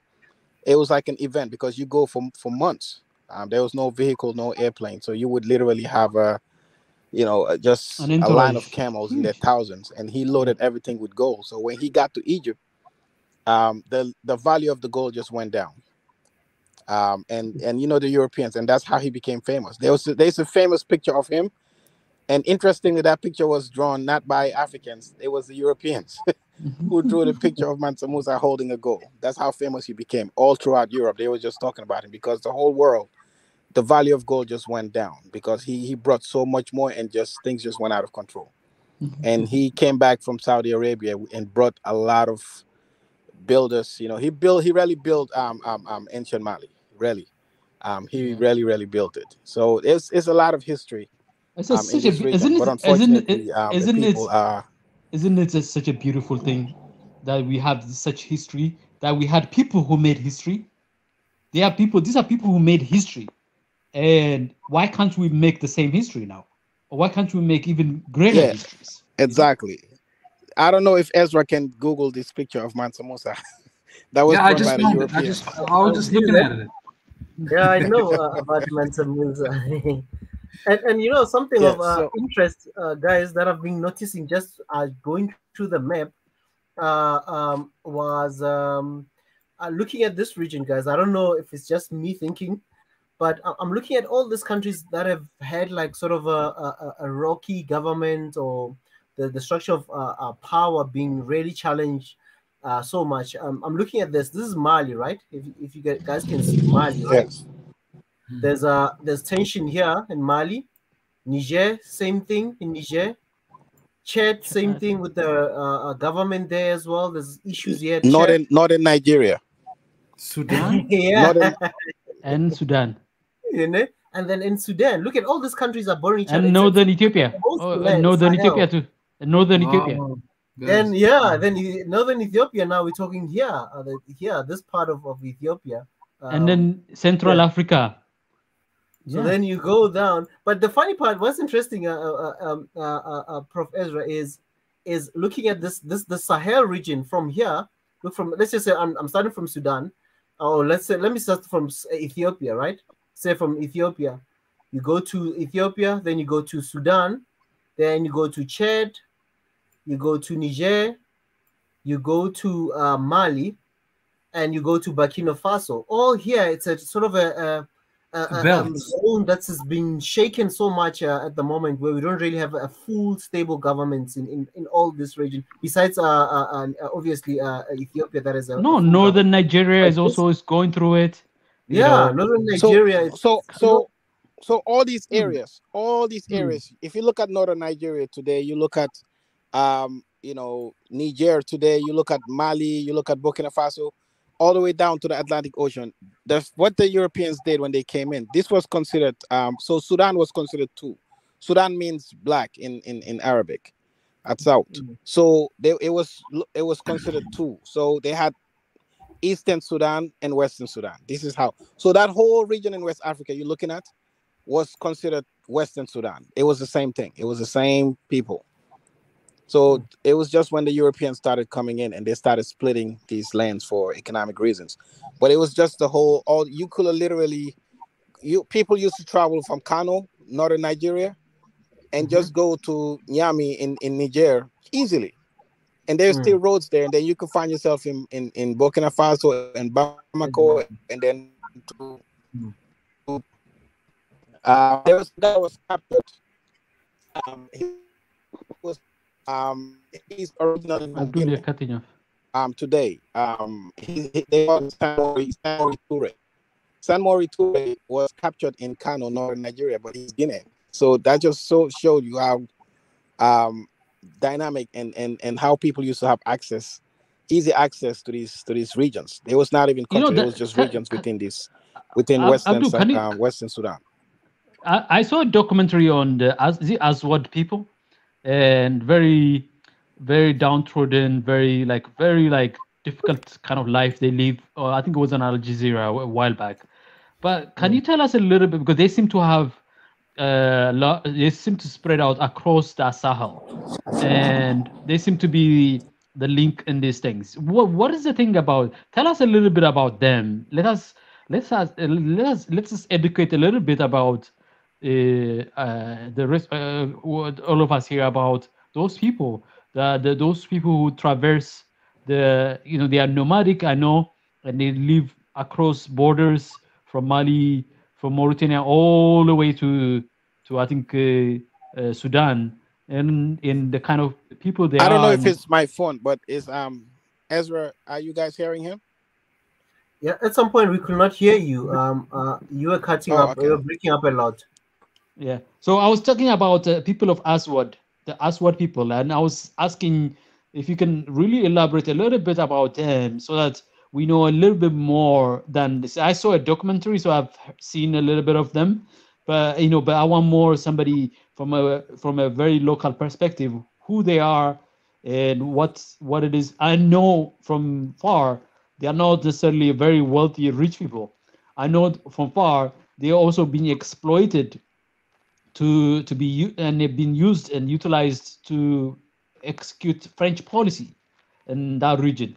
So if you can just really dive in a little bit about them and tell us about the Aswad people. The Azawad people are really mostly Tuareg people Yep. from the north. They are considered one of the tribes in West Africa. They are mostly people consider them mixed with let's say indigenous Africans and some Berber mix. But if you look at their culture, really, it's very similar to, because all these people traded with each other. If you look at the reason why the ancient Ghana Empire rose to prominence is because of all these people coming together. Even though it was one dominant tribe, the Soninke tribe that were in control of the Ghana Empire, but it was a lot of other tribes that even including the Malian descent people, even before they took over the empire, they were still there. They didn't just come from nowhere. They were just still there functioning, and it was very busy area within that area because people were just coming from everywhere, including Spain. Spain was under the Islamic Empire for 700 years, I believe. Yeah. So there was a network between Spain, Madrid, all the way down to Morocco, from Morocco to Mali, Algeria, from Mali to Libya, and then from Libya to Egypt, and then it'll go to Turkey. So they used to have this huge trans-Saharan, network of goods coming in from going out of Africa, salt, gold, so many goods coming in and out. So there was so all these people really, they was very cohesive. They used to work with each other, and they had so much more in common. It was it was very peaceful. But now what is going on is because once you start making petition, and then so-called independence come, then all these tribes will start seeing themselves in different regions. Now, you people like the Azawad people, the Tuareg, you can find them in Mali, you can find them in neighboring Mauritania, you can find them in Chad, Niger. All these, they are there. They're just within that Sahel area also. So when you start having borders and passport, and they feel, and these people are nomads, so they usually would just travel from country to country. Before, it was no country, they used to just move along. Now you have to really be dealing with the idea of having frontiers, having passports, and it constrains these people, and the frustration comes in. And now, when these lines are becoming more concrete and being used for political means, so people start to monopolize these people. And I'm hearing rumors, I'm not sure if it's true, that the French actually promised these people their independence. and they felt betrayed. And Mali is I believe Mali is twice the size of France. It's a huge country. It's a huge country. So it's so many stuff going on, and some of them within the Tuareg Azawad region feel like they just they deserve their own region because they're not being treated well. The area is not developed as Bamako, the city. So it's a lot going on there. And I'm sure if we had a Malian here who lives there, would be able to help us definitely explain more of the realities that are going on the ground. But Abdul, sorry to keep this conversation going, but I would love, I hope it educates a lot of us here.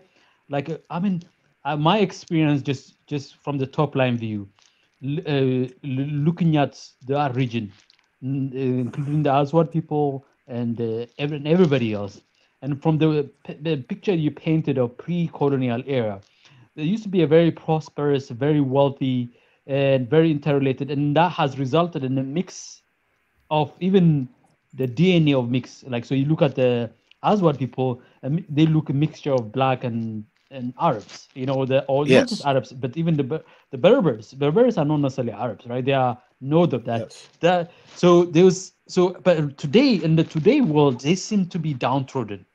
They seem to be struggling, at the feet of the Sahara Desert. The element of the Sahara Desert.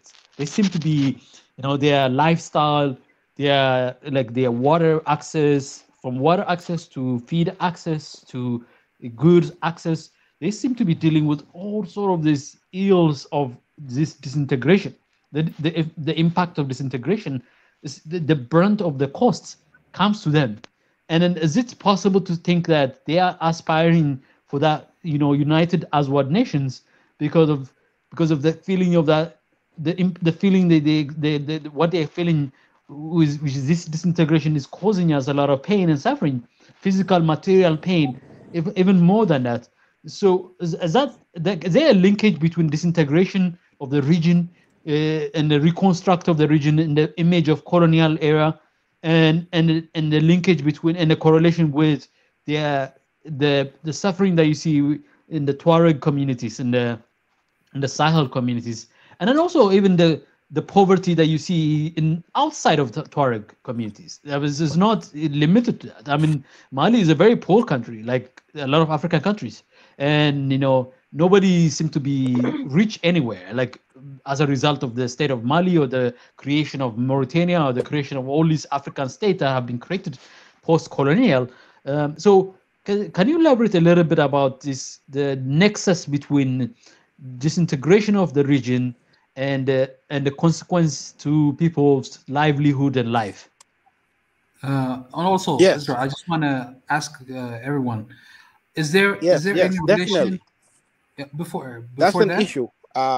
The issue is, we see it everywhere in Africa, but especially, with nomads, it's just taking their life away. When you are nomads being a nomad is synonymous to movement. We all know that. They do not sit one place.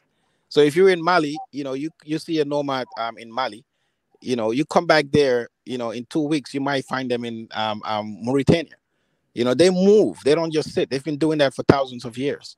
So when these artificial borders are erected, and now you have to deal with the issue of military standing on the border, the issue of passport and all these things, it becomes very, it alienates these people. And like, it goes back to your point where people feel like, what, maybe we deserve our own area, because this area here, we've been here, our ancestors have been here for so long. We've never been interrupted. And like you mentioned, the level of poverty, all this is contributing to them being stationary. And when you're stationary as a nomad, then the wealth decreases. And then this is Sahara we're talking about, right? Yes.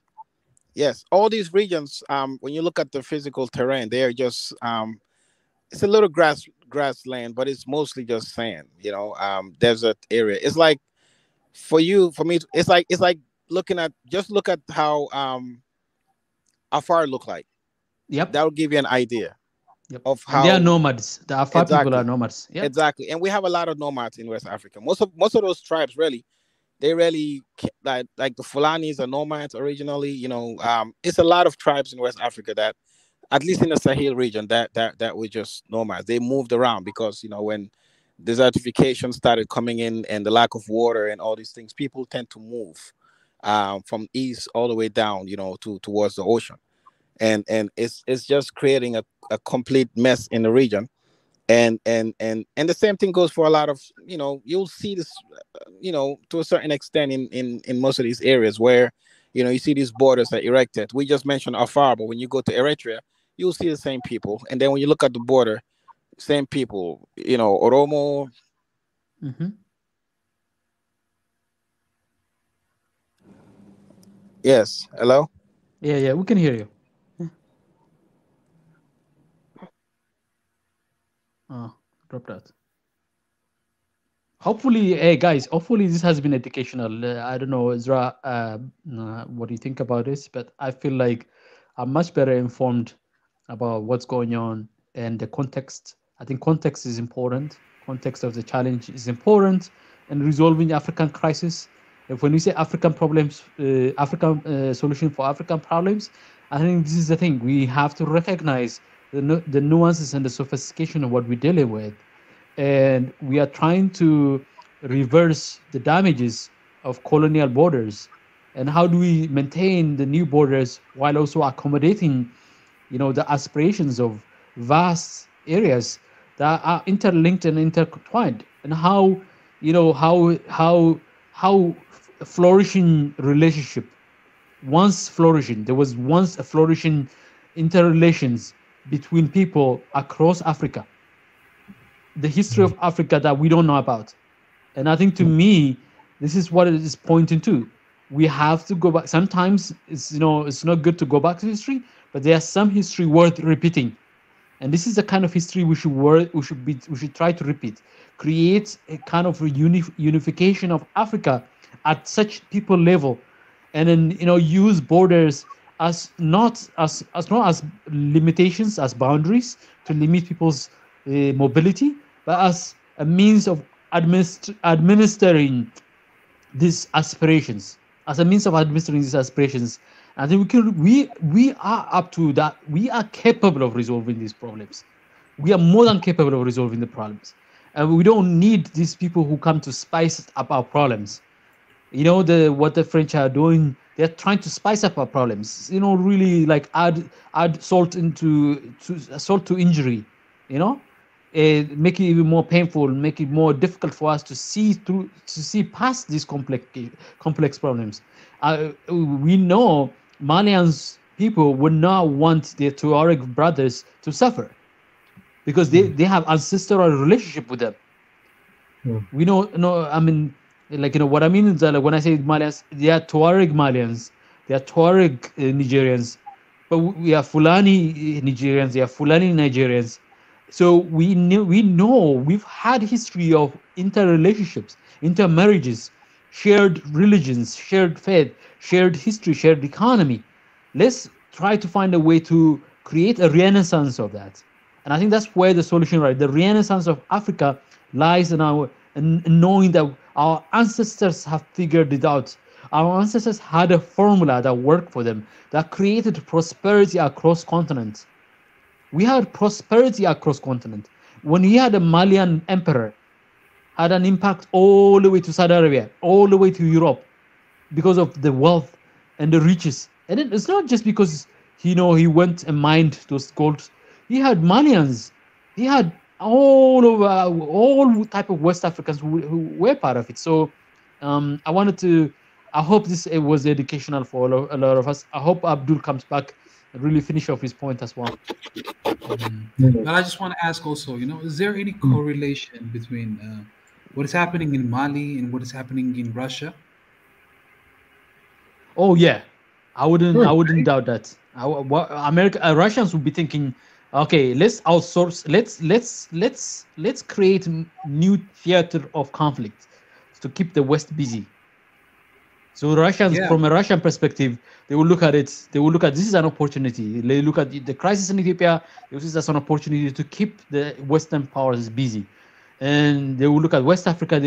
They think that we can keep the Western powers busy, engaged and distracted. and I think the Europeans busy, engaged, and distracted.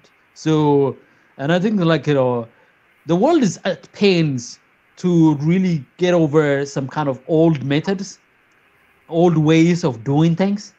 These colonial mindsets, these scarcity mindsets, these control mindsets, and then is yearning for freedom, is yearning for mobility, and mobility of people, mobility of ideas, mobility of action. And that is the yearning of the people of Africa, the people of the world right now. And the Western powers are stuck with their neoliberal, like 1940s kind of method. They sort of work for them, but it's struggling to really update itself to the realities of the world right now. A very interconnected, very aware. I mean, Biggie was saying, at the click of the mouth, we know now, and when we know, we act. When we act, it creates vibrations. And I think Rich also talks about energies, collection of energies, and I think that's another element of it.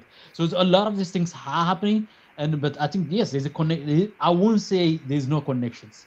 There's 80% chance there's a connection between that. Thanks. You can look at it. You can look at it from this perspective. Is that we talked about from Ethiopia all the way to the west coast of Africa, right? The sun rises the same typical way from the east west, and at the same time, the wind goes from east west. And there's probably you might ask me, what's the relationship? What tells me is that whatever that you have coming from the east and going to the west is making all these changes. It's just we need to know more what makes those changes. Again, you got that trans-Saharan transport that still exists. It's not eliminated. So what kind of communication they do in the middle of the desert? What's their relationship? Trades have also information that goes with it. It's not as fast as the Ethernet, but eventually we find the story and post it. Like, for example, some silly thing that happened is during Trump presidency, and he realized that the hurricanes, they start developing in Ethiopia, and they go all across. You know what he said? Well, why don't we nuke it where it starts? So it's like, so I'm like going, wait a minute. I won't be surprised if somebody else also thought about it but never said it. Right. I mean, and you can see, if there's a serious flood in Ethiopia during the rainy season, it goes right across east-west direction, and you'll have Nigeria being flooded or some other countries flooded in the west. And then it goes out into the Atlantic, and then from there forms to be a hurricane, and it comes to the U.S. coast.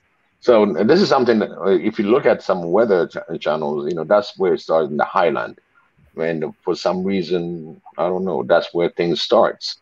And even if you look at it politically, it goes the same way along with the wind and as well as the sunrise. So there's a relationship, and from me, to really point it out, we still got the trades, we still got the communication on the ground. They hit the Ethernet, slowly, as all the stories are not told.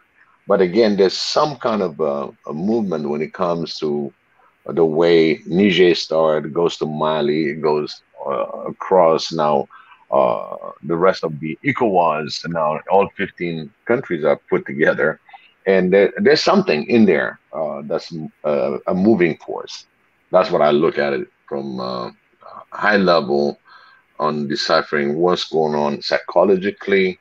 It is also politically, how these things, of course, the political situation is also a psychology. There's different leaders, different ways, and acceptance within their incumbency. So it's important to really dive in and understand. Yeah. But overall, we need West Africans here.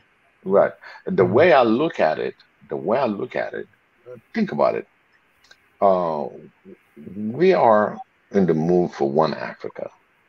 As Pan-Africanists, if you look at it already from the history that I just got a glimpse of understanding given on this panel right now, it shows me that the unification of ECOWAS can be accelerated a lot faster than the rest of Africa.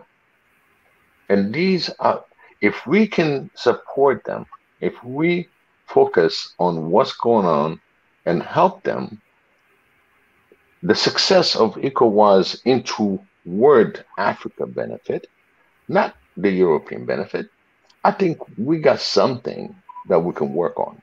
We got something that we can say, hey, you know, the way I look at it, they all related, you know, they're all related. And as being in the relation, it sounded like Djibouti and Ethiopia, you know what I mean? And to form alliance a lot quicker because you are the same family. You got the same roots. So that's what I see in the future coming once the 15 countries start stabilizing and start ejecting the ECOWAS. Yeah. They can really fall into a unity. They can call it something else to really show solidarity for each other, because it's gonna be a rocky year, but at the end it will be successful. Because right now we're pointing the finger, like I said, you're the thief. If you're the thief, and I call you thief, I already point out my finger to you, and we know who's the thief. Yeah. It's just how to make sure that part of Africa is aware of the thief. Yeah, Biggie, can I step in? I think Ridge wants to say something. I know Ridge is in the middle of work, and when he's available to speak, absolutely. I wanted to give him a chance. Yeah, I saw that in the chat. Yeah. Thank you, man. Thank you. Biggie, it's good to see you again, man. Your voice sounds like you almost sound like God talking, man. it's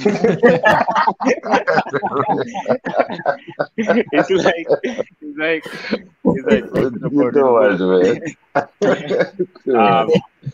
what I see about this situation that's going on in the so-called Sahel, I have given it a name. I'm calling it the French Belt. And I'm telling you, Virgin, that's over in these areas. You have to burn the French Belt, okay? Burn the French Belt. I'm not afraid to say it, because the French are a different type of people, you know. When they deal with African people, they deal with us differently. They deal with us as if you're stupid. I feel insulted every single time I tell you I look at France 24 and I see them reminding African people that they were from a French colony. You guys look at it.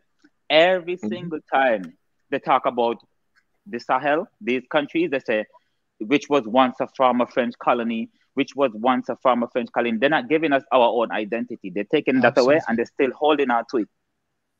Right? And I think that it's time now that we have to, how should I put this without sounding too... sound brutally honest. Correct? No, sound brutally honest. There's nobody who's going to hold you accountable for that.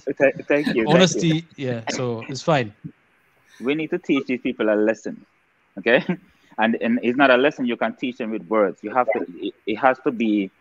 You have to meet them where they're at, because they're not acting like human beings. You see, human beings are humane. You can't separate the two. Mm-hmm. These people are not acting like humane people. They're treating us as if we are subjects. Our people are subjects. They killed 2 of our people over there. One of them was 15 years old or something. And they say, oh, it was a mistake. Man, how is it a mistake to kill people where you don't live? That's not a mistake. Like, they don't see us as human beings. So I'm telling you, Virgin, you have to burn that French Belt. Burn it. Do what you have to do there. The city house need a renovation now. We want to renovate Africa, but we don't want to break nothing. It's impossible. You can't negotiate with people like this.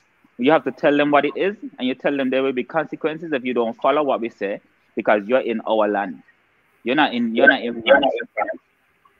You're here. So you have to obey our rules. And I'm glad how this guy is acting. Though I've never been to these places. I wish I was there right now, honestly. I wish I was there and I had a little bit of power. Even a little bit. Because I would have defended them to the death. because they're fighting for their rights. Like, and their fight is not separate from our fight. If you look at how we are being treated in the Western world, it's not much different. It's just that you see how they police our people in Africa and these places is with fighter jets and tanks and those things. But they police us here with handguns. They make it look a little bit more civilized. They police us with handguns and police cars with the sirens and these things. But over there, this is how they police our people. I can't imagine. I was telling my Ethiopian friend last night, I can't imagine living in a place where you don't have nothing, basically nothing to defend yourself. And you see big, heavy tanks rolling through your village to kill people. I can't imagine living through something like that and not feeling angry to the point where I just want to join anybody who's fighting against these people. That's probably will be my first instinct, because I don't like the idea of people taking away people's humanity. I also want to tell you guys something. We have to remember that capitalism started when the African humanity was taken away from them. That's how this thing started, you know. They took away our humanity in order to build their capitalist empires. We can't exist in the same spot. We and them can't exist in the same space, because it's gonna always be our humanity, because we don't, unfortunately or fortunately, we don't think like that. We don't look at what people have and say, I wonder if I have enough power to just kill them and take it over. We don't think like that. We prefer to negotiate with people. But that's how they're thinking. Rich, can I ask you a question? I want to get your insight. I mean, you've really addressed the one part of the equation, which is these external forces and how to deal with them. But I think based on the image in the picture, as Abdul painted for us, there's another element of it, which is the African context, our ancestral historical context, and I think that beauty of diversity that was accommodated, not just accommodated, that was utilized to create wealth, to connect. And then I think you've said something about energy and the storing of energy and the distribution of energy in the past. I want to see your take on that history that we just had, Abdul, at least briefly kind of really highlight for us, that interconnectedness, that interrelation between all different kind of all different tribes and ethnic groups and cultures of Africans in pre-colonial era, that and in the history they made, the empires they built, you know, the prosperity they presided upon, and how that can be reconstructed, resuscitated in a kind of in the 21st century, on the 22nd century, on the 24th century mindset, and not just only of now, but also on the mindset of like the future ahead of us. How do you see that? I think I heard a little bit of what the brother said, but I also remember there was another Malian brother, Antapia. He was saying underdevelopment is what breeds terrorism. See, he got to the root of the problem. Underdevelopment is what's causing all this terrorism. I heard the guy was saying that the borders wasn't there because nomads was moving around. This is such an important point, because now these borders are there. These people are basically trapped nomads. Do you realize that? Yes. They're trapped in a specific area. In an area where this was all the time. Some people come and made borders. And now they're basically trapped between 3-4 borders in the whole Sahel. Just moving from one spot to the next, running into these, for lack of a better word, aliens with guns and tanks, and then ending up getting their own people killed. Then they go and join terrorist organizations because they see the people being killed by the same people, but that's down there making deals with the people that's supposed to be defending them. So basically these nomads are trapped. But I'm going to tell you how I think now we can reverse this. First, we have to get rid of the borders in our head, because the borders are not just on earth. The borders are in our heads as well. And I think that we have to ask ourselves some real fundamental questions, because we feel like that we are weaker than everybody else in the world, but it's not true. We just have to put our foot down a little bit. We have to ask ourselves some real fundamental questions, because every time our children see us as African people on this earth, we are being used by somebody. We're not like we don't even have an independent opinion. We don't know what's happening with our people anywhere they are. We just landed in certain places and know that they're suffering the same way that you were suffering back in your home country if you were suffering. But I think that we need to get rid of the borders in our heads. That's one.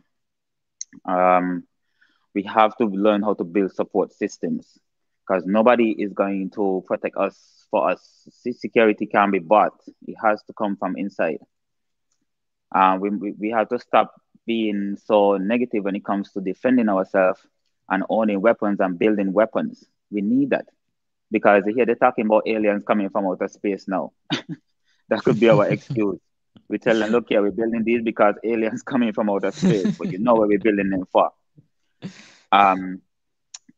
So we have to get rid of the borders and build support systems, systems that we can use to support our people wherever they are when they're in trouble. We can have these images of our people running from one place to the next, crying, women with babies and clothes on their back, just constant war. We can't have these images being the main images we're seeing of our people anymore. We have to do something a little different. We have to do something a little bit more out of the box. And the only way that can happen is if we build support systems. We have to build strong support systems that can be monitored by us, for us. I think that's one way you can reverse that stuff. Two ways. Can I, if I may, I just want to add one point is, and I think one of the things the people have lost in that region is not just only the ability to move around, but the ability to build livelihood, because they moved around for a reason. The Tuareg people knew how to traverse the Sahara Desert. No other people knew how to do it, and they traversed all these difficult regions that would be difficult for anybody else, but it wasn't difficult for them. They traversed to trade, to create wealth, to create livelihoods, to find grazing lands, to raise their animals, to celebrate life as they saw fit, to believe and practice their own faith. And they connected, interrelated, and then intermarried with all the different kind of people, from the tip of Senegal all the way to the other side of the continent and northern south as well. And to me, that's also part of the things that we have to find a way to resuscitate and then revitalize that interlinkage, that historical interlinkage, that those empires that were successful in the past in African history, they managed to do those things. They managed to achieve those connections, those relationships, the harmony that they presided upon to make such things a reality. So I think not just only the border element of like being able to not only ending the trapping, but also in bringing back what was the reason why they traveled around, they moved around. Sorry, Ezra, for taking you over on that. And also to finish, they're very distracted right now with a whole bunch of things right now. It's a perfect time for us to move, because one, history is being written in real time, and information war. The best war you can fight is war that you don't have to fight. Yep. Information, we can use information. Man, Africa have some of the most talented computer scientists and programmers. They're going there now to take those people who are very, very talented at those things and to use them for their own purpose. I'm calling that the reverse brain drain, because they're not longer taking us out of Africa anymore. They're coming to Africa to concentrate us around their purposes. So we have to try to get those people on board as well. People like that who knows how information flow and how to use it. Also, what I think Africa really needs, though, and Africa really needs an independent source of income, an independent source of thought, an independent source of entertainment, an independent source of everything that you can think about that involves human. Every area of human activity, Africa needs an independent source of it so that we can bring our own reality into existence instead of just having to team up with this first, team up with US, team up with Russia, team up with China. No, they need to team up with us. Now we constantly teaming up with them. They don't got nothing that we want. All they have is the technology. We have everything in the earth. So we need an independent source of these things as well. But you have to build the solar panel first, brethren. The solar panel have to be built first before we can collect the energy. So that's what we have to do. Thank you very much, the brain and Rich, for your contributions. I'd love to give Deborah a chance. She's been waiting, and I'd love to give Deborah. And after Deborah, we'll go to Modatezi, and after Modatezi, we'll go to Kuku, our sister Kuku. So welcome, Deborah. Thank you. How are you? Good. How are you, Deborah? ሰላም ናቸው? والله سلام من ده نجني بورا. ደህና እግዚአብሔር ይመስገን። ትናንትና ፕሮግራም ነው አይሹ? የትናንትና ፕሮግራም አይሹ? አይቻለሁ ግን ብዙ ድራማ አለ እያሳኩ። አዎ 200,000 ሞልተናል አሁን ሰብስክራይበርስ። እሱን ነገር አላወቅሽም። እንኳን ደስ አለን። Yeah, I told her about yesterday's 200K milestone. And she said she's glad, she's happy for all of us. Thank you very much, Deborah. We missed you. We wish you were here to celebrate with us. But you're more than welcome. We are happy to see you here again tonight. Thank you. እና የትላንትና እንትን የኢትዮጵያ Hello? Did we lose her? No, I can still see her. Deborah?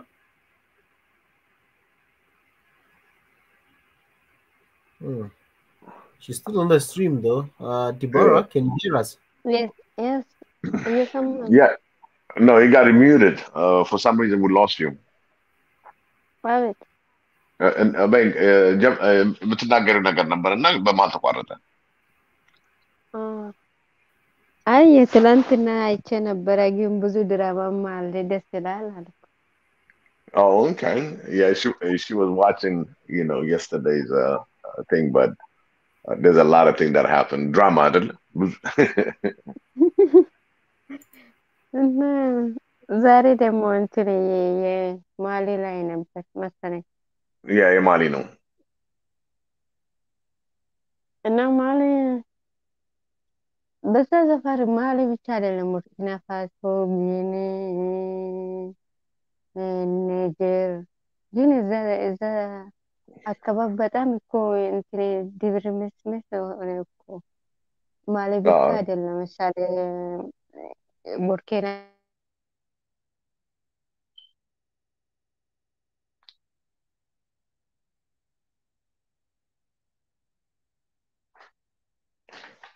You guys can hear her? I think she's having a problem. Deborah? Yes. Yes, continue talking. We lost you there for a moment. Yes, I understand. I somehow? No, ሉዝ እያደረግንሽ ነው። ግማሹ ላይ ትናገርና ይጠፋል ደግሞ በኋላ እያወራሽ እያለ። አሁንስ ይሰማሻል?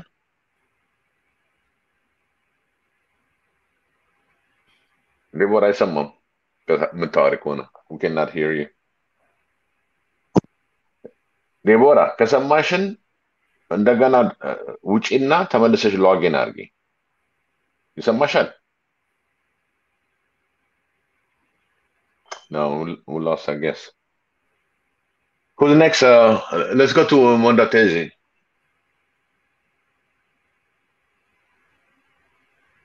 Ezra, can you hear me? Hello. There you are. Hi. Kati. ማሊ ብቻ አይደለም ሌሎችም አሉበት ብለሽ ነበር።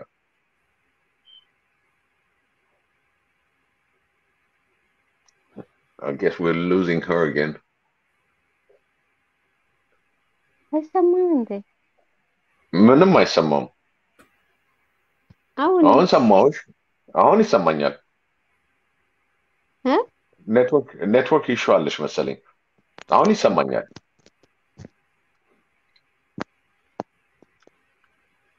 Go ahead. እኔ እኮ እየሰማሁ እኮ እናንተ ጋር ነው መሰለኝ እንጂ። ኖ እኔ ሳወራሽ እንትን አላለም። እያወራሽ እያለ ተቋረጠ። ከዛ በኋላ እንደገና መጣሽ እና ማሊ ላይ ነበርሽ። ቀጥይ።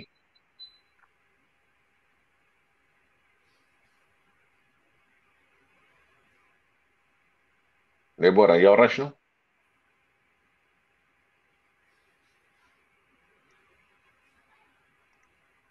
ዴቦራ እያወራሽ ከሆነ አንሰማሽም ያለ ነው። Hey, Ridge, am I the only one? Can you hear me?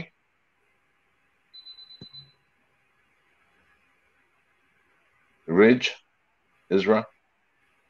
እኔ ጋር አይደለም እኮ እናንተ ጋር ነው እንጂ። እኔ እየሰማሁ። No, we're still connected. Cuckoo. Cuckoo, can you hear us? አቤት። I guess it's you and I. Ridge, can you hear me? የእነሱ ጋር ነው ችግር እንጂ እኔ ጋር አይደለም። እኔ እየሰማሁ ነበር። ሌሎቹም ያሉ I don't know what happened to the rest of them. But people on the comment, can you write down if you can hear us? It's me and Deborah. I don't hear Isra. Can someone confirm?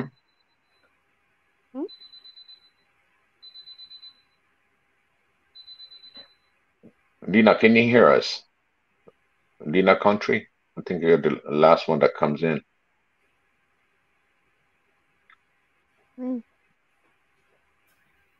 Yeah, it seems like Israel is not connected. Go ahead. Anyway, keep talking, Deborah. Howdy. Sorry, guys.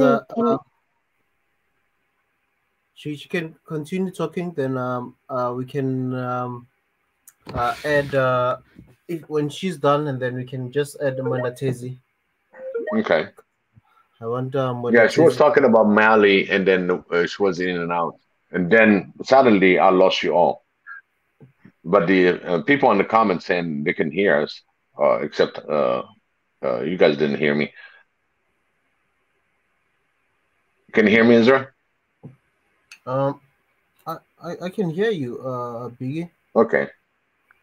Yeah, it's just I lost her as well now and then, but I could hear you. Okay. Deborah, can you call back in? Seems like we got a network issue with you. Maybe just try to reconnect again, Deborah, and then we'll give you another chance. But in the meantime, while she's trying to connect Deborah, let's welcome our sister Cuckoo. I think she's in Spain, right, Biggie? Yesterday, yes. She can speak in Espanol and Arabic and Amharic, so she knows a lot of languages. Welcome, Cuckoo.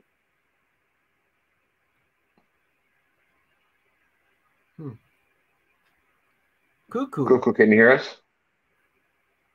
Well, they put all this other, funny names, and they forget when we use those funny names. They're like, "Oh, who's that?"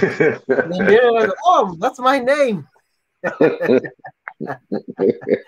So, guys, when you come to the stream and you don't put in your correct name, that your real name, sometimes becomes an issue because we're gonna use that funny name that you're using there, and then you don't respond, and you're waiting, you have to repeat and stuff. So please try to use your simple name.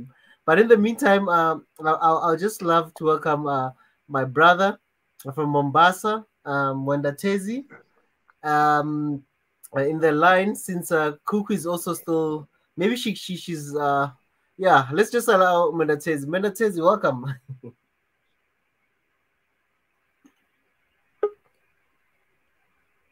Hello? Yeah, Mwendatezi, what's up, bro? Hello? Are you walking again? I think he's still walking. Go Nah, ahead, nah, Mnla, nah. Mnla It's Tezi. true. I'm not working yet. I'll be working in 5 hours. On the second session? Yeah. If there's a midnight session, you'll find me there. Late night the show. Midnight host. The midnight host, Mnla Tezi. Walking with Mnla Tezi. Exactly. It's a good work. One of these good days, Mnla Tezi, when the channel is really established, you'll have guys who will be shooting you there while walking. You'll be doing a show walking in the beaches there in Mombasa there at night or early morning, and we'll be listening to you live and see where you are. You know. I think Mnla Tezi can take that hour. Exactly. You'll be hosting that show. The late night show. I'll be working at night with the whole crew, just Yeah. Cameras and lights and stuff. Oh my God. It's The so late funny. night with Mnla Tezi.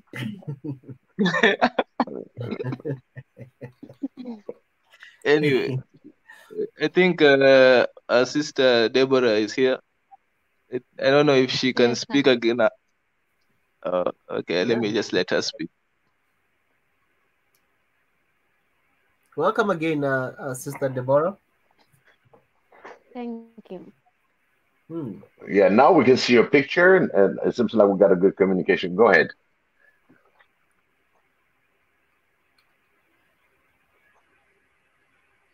Go ahead, Deborah.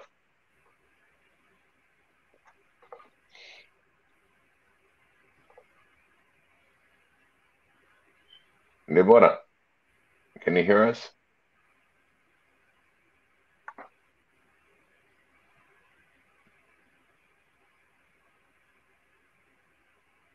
Okay. Go ahead, Mnla Tezi. Okay, let me speak. Okay. Yeah, go ahead. My comment was about the Mali situation. I don't know. I came in a bit late. I don't know. I think I've gone back a few minutes before and I've checked it out. And my comment is about. I won't comment about what's happening inside Mali. I think my brother, he will come. Yes, he's coming tomorrow to talk about it. So I'll talk about ECOWAS. And my view of ECOWAS is that they're in a very interesting position where they can be totally embarrassed. I think when you have a wave of coups, I'm getting feedback. When you have a wave of coups in your block, you know. Anybody else getting that echo? Let me just try to mute everyone for Yeah. the minute, and let's see. Can you hear anything now, Mnla Tezi? Continue. Yeah. Oh, I was saying that that wave of coups when it happens in your area, and you know, and you give like a command or saying, hey, we will sanction you, and you know, and it still happens, like people are calling your bluff, you know. So I don't know, it really just goes down to like what will they do? Well, like what they should. I think it's time for them to show some teeth, because I understand the view from the people of Mali, the citizens, and I also understand like the view from ECOWAS, like the guys from Niger. But what I don't like is this when you need to show your teeth. Like if you have decided that this is not okay in your region, then you should act on it. You know, like I don't think they gonna hear sanctions and it doesn't do anything. You know, so but you see foreign soldiers in there, like Mali is having foreign soldiers getting in their country, and all these other Sahel regions having foreign incursions, and the ECOWAS is just looking like it's just giving sanctions, and even those sanctions are not threatening the leaders. You know, just yesterday was another coup, despite knowing, oh, you will be sanctioned. So I feel like ECOWAS right now needs to show some muscle, that or it will just look like, you know, it will be very humiliating for the whole region and for the body specifically, because it will be like, oh, so it is, you know, it will be like it's powerless. It will be very, very humiliating. So that is my opinion. I don't know if it was been expressed before, or I don't know what the talk was, but that's really just what I wanted to say. That was my view of this situation. And just to add something there, Menatez, your observation, it's quite interesting, because remember, ECOWAS sanctioned Mali, right? And now Mali is just really like, it's like that kid that is now free to do whatever he wants. You know, he can really fire people and say, so and so must leave my country now. He's no longer bound by so-called maybe the original bloc, where there's also clause and security clause and policies that really everyone must abide by or follow. Right now, I mean, Mali can literally do anything, because they are more an independent country in terms of they are not part of the ECOWAS, because they've been sanctioned. They can't participate in ECOWAS matters. I'm not sure how to what extent though, and I don't know, especially now on the AU side. But now at the moment, they're like a country that's just standing out there and saying, "You said so about me. Leave my country." They're chasing the ambassador of France. So they don't really, currently they're like one of that guy who is now free. He's free from anything. He can do whatever he wants. So just also your observation is very interesting. But from my perspective, I'm looking at it like that now Mali is just taking action on its own. It says, everyone is out of my business. I'm not following anyone's protocol. I'm just doing what is best for my country. Yeah. Actually, that was. I remember, if you can recall, when this was happening in the beginning, I was telling people that, hey guys, that it's either ECOWAS, when you just recognize this leader as a legitimate leader, just give him recognition, you know, just legitimize him and deal with him. It will have been, but it will have been more. The situation will not have been as embarrassing as it is now. You know, like now the whole body of ECOWAS, you see, it's just like, you know, all those systems they have for everything, it's just like it has just been undermined, you know. And and some things like this, you know, when you're talking about investors, when they see that you cannot even, you know, you can't even how use your own systems, you can't even enforce anything in your own block, you know, what is the point? So it really it makes you lose a lot of credibility. Then just after you sanction this guy, another coup pops up, then another coup pops up, you know. So I feel like, and then, you know, these are the leaders also. I'm sure, as my brother to Niger was here, I don't know why today I was expecting him to be very, very heated very passionate in this topic, because he was, you know, I'm sure the presidents of like Nigeria or Ghana, they're looking behind their back, you know, because, you know, these are countries just there. You can see them in the horizon, and then, you know, so I don't know. It also affects, maybe to some extent, it has to, the relationship between, you know, you and your military as a president. You know, you don't want to make, because, you know, in the 60s and in the 70s, like presidents, they didn't even have militaries. They used to have militaries from neighboring countries. They didn't have militaries of their own people. You know, that was a thing in Africa. It was a very interesting time. So I don't know. So these are things that, you know, and it was actually in West Africa. So I think right now ECOWAS should be very decisive. Like, if you don't want this, then go all the way. Or if you don't want to go all the way, then just recognize these people as legitimate leaders and work with them to help them in their countries. That's true. Just before I go to the next person, I just want to remind people who've just joined us, please subscribe, turn on the notification icon, like, and share the stream to family, friends on your social platforms, and let's grow together. So I know that a lot of people come in during the live streams and they tend to forget to subscribe, and they'll be watching the program until the end and never subscribe. But subscribe to our channel and let us grow together. Just a reminder for those who are connecting with us. And I see Don't forget to like. Yeah, don't forget the like. Don't forget to like. Right there. Absolutely. Yeah. And I see our sister is here. The Only. Welcome, The Only. Can you hear us, The Only? Hi guys, sorry. I can hear you. I was busy doing something. I was doing something, sorry. I get busy and I keep on listening to the stream, but then I'm busy with something else at the same time. You okay, guys? We good. We good. Great. Guys, can you just continue what you're doing, and I'll join you in a bit, but I'll still be here. I just want to mute it because I have something else to do just now. Okay, we'll put right, you on hold. You right, can make some bread there quickly. All right. Okay. Okay. Thank Okay, you. cool. I want to go back to Kuku because we tried Kuku earlier and she didn't respond. Hopefully it's your name, Kuku Segu. Can you hear us, Kuku?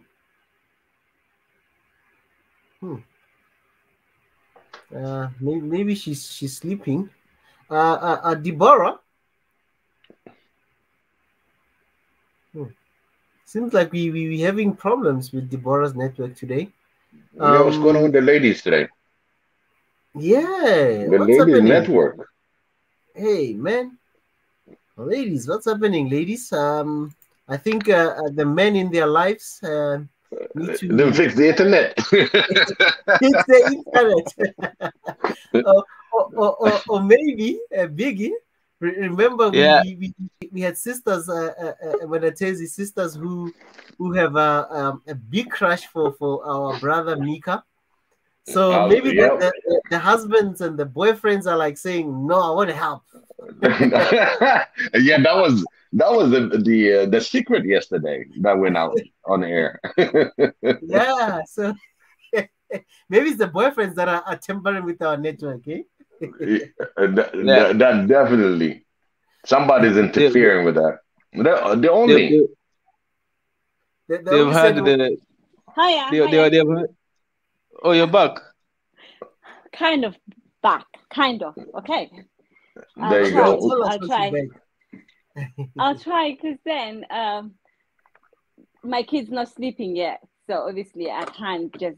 If she comes in here, then she's gonna make a lot of noise. So I'm kind of like trying to be here and there at the same time. So where were we? You can hear me, right? I can hear you. Oh, okay. The discussion was on Mali, ECOWAS, and all that. So I actually think when it comes to Mali, I think I believe that France is involved because of the resources of Mali. I believe that they actually giving these weapons to these little children, because obviously it's there on the news where there are little children terrorizing some communities and villages in Mali. So probably same scenario is happening as well in Burkina Faso. That's what I'm thinking. And at the same time, I also think that for these terrorists to cross over to Burkina Faso and all these areas, obviously they can't go to Algeria, because Algeria, they really are, the military and the borders are not porous compared to probably Mali and Burkina Faso and all those in the Sahel. So that's where you find like those militants, that the ones who are actually operating in that area, coming from Libya, because obviously you must also understand that Libya, since Gaddafi is unstable right now, there are a lot of people coming out and trying to make money and kidnappings and all that kind of stuff. So that's what's happening now. They're all entering these countries and causing more mayhem. And in that process, then you get countries like France who are actually working with these people so that they can continue being in the country in the guise of trying to expel the terrorists. But at the same time, it's getting worse. So that's what I'm getting. And if I may ask you, the only, yes. I've been reading some statements about some people saying Mali is in the right direction, and others should follow suit in terms of cutting their ties with France. What's your take on that? I think, yes, I believe that everyone should move away from France. They should cut ties with France because, let's be honest, the relationship is not helping anyone or any of those countries. It's not helping any of them. You can see Francophone countries that are really more stagnant in that sense. There are a lot of development. There's so much lack of development in those countries. There are a lot of people still very much not who are very illiterate as well at the same time. So I don't know why they're actually allowed to be put in that situation. I know as well that after colonization, when quote unquote, when France gave them, obviously say, okay, you're all independent and all that kind of stuff, you find that it was countries like Mali and Guinea who asked them to leave their countries, but they refused. So they started destroying all these developed parts of the country. Then they felt like, okay, fine, stay with us. Because it's more like they are manipulated and threatened. If you take me out, then I'm going to destroy everything. So really, they haven't left in that sense. They're still there. So they're not invited with a good heart. They say, okay, France, come and help us. Because, okay, you managed to leave us, but now we're calling you back. It's not like that anymore. It's more like we are forcing ourselves to be here. If you're kicking us out, we will destroy you. They've done the same with Mali. They've done the same with Guinea. So I don't see them as people who are there to help.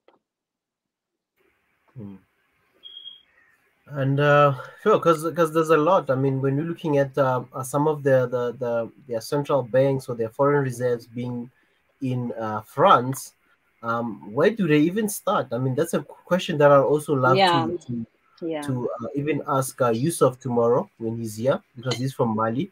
He can tell us now, when they start cutting ties, will they still be paying this colonial tax that we've been hearing about? And what's the way forward for such countries when they cut ties with France? Are they ready to build their own reserves and even the central banks? I mean, so yeah, it will be interesting to hear what's the way forward. Yes, the only I think they have to move away totally from France. So what happens is now France is printing out money for these countries. So if Mali says we are moving away from this francs, the money monetary system, and also the language, obviously then they're more independent. Then they can print out their own currency. I think that would be actually the best, because that's what Mali is doing now. So I do not know. We'll see when it gets implemented, but that's the best way to actually come out of the grip of France. Yeah, I have a question for my sister here, the only. Go on, Matezi, if you're not listening to chickens, go on. Okay, let me ask, if they cut ties with France, what do you think about the Russia now that they're getting cozy with Russia? What do you think about that? I think, obviously, I looked into the Russia situation, but I think with Russia, it's more of like a geopolitical stance, really. Russia just wants to be respected. Russia wants to be noticed. They're there. You get what I mean? Because really, it's the truth that Russia has a lot of mineral resources in their country. That is why you find that Russia, even if under all these sanctions, Russia is still doing well, to be honest. So I think with Russia, it's more of, I'm here, and I'm here type of thing. See me, I'm here. So I don't know, and I know as well that Russia also it sells a lot of is it supplies, military supplies as well to these countries, Uganda, Angola, and all other countries. I forgot the names of all of them. So yeah, so I don't know what Russia wants. It's not clear on what Russia wants, and also we also know that Mali doesn't have money, and at the same time we also know that most of their finances have been frozen since they are under sanctions. So what are they giving Russia to be there to protect them? That's the part we actually don't know. Actually, in that aspect, if you look at the NATO that you have, the North Atlantic, and they want some kind of SWATO, SATO, you know what I'm saying, Southern. They need, you see, before Russia came in very aggressively toward Africa with socialism. Okay, socialism, it just sparked a little bit. I don't know if you really look at it, it looked like an invasion of political invasion. Now Russia is getting smarter after the breakout of USSR. What they did is they even invite African countries to attend a yearly meeting, and at the same time supporting them in military and openly really seeking allies. Basically, if Russia becomes successful of putting the whole Africa platform to be as SATO and being allied together, and that will give Russia much more power than in China. Chinese, they are more into infrastructure. They're more into their deployment of their goods, and the faster the route they can build inside Africa from end to end, east, west, north, south. And at the same time, that's highway, that's telecommunication, that's electricity. All that infrastructure is for them to have an ease logistics, for their logistics purposes. But they don't. Chinese never look into allies and everything else. Only Russia is so close to border really literally with Europe, and right now you see what's going on in Ukraine. There's a lot of tension now in that part of it. But again, from looking at the situation there, I don't think they want any war in there. It's just they showing their muscle, it's right there. They will defend Russia from any activity that's going to come in the name of Ukraine, because Ukraine is not in NATO, but NATO is really trying to help in the logistics, but in the arms. But again, they said they're not going to be sending a troop on the ground, okay, from NATO, because it's not a member. So at the same time, imagine now the influence of Russia in Africa, supplying you with weapons when it needs it, building the military bases. Literally, they're building the country's military base and upgrade them to a certain level where they can have a defense now, because the old socialism is gone. So they know it was a losing point. It never worked, and they're looking at a different way now to approach the world. It was the arm race. Of course, there's always they'll sell their arms and everything else, but at the same time, now they're looking to bring in allies. That goes in the Middle East. That goes in Africa. So imagine Africa, Middle East goes with Russia, and China is doing the infrastructure, because for them it's also an easy way to go from east, west, north, south. So the Russians are going on the military aspect of it, and the Chinese are going on the ground, building all these infrastructures or whatever, and at the same time they take in all the resource also. Don't forget, they're still mining too. You know what I mean? And it's kind of tricky. We're gonna have to look at it. Who is the one that's gonna be in our interest? So when they came in, look at Mali option. Are they gonna call for U.S.? No. Are they gonna call for NATO allies countries? No. So the only thing, are they gonna call for the Chinese? Chinese are mining, so they are in different business. Okay. Yes. You never seen a Chinese giving you military equipment. You know, never seen it on the open. But Russia They gave does it Ethiopia. on the open. The Chinese gave Ethiopia military Right, equipment. but they're not known really heavy like Russia and the U.S. You know what I mean? Russia, U.S., and Europeans. Those are the ones that supply most of the arms. You know, not already. It's not common for Chinese. You know what I'm saying? They do maybe under the radar. You know what I mean? But the Russian, U.S., and European, they just sell their arms. You know, it's there. They sell it to the world. But again, what we're looking at is what Russia has intention.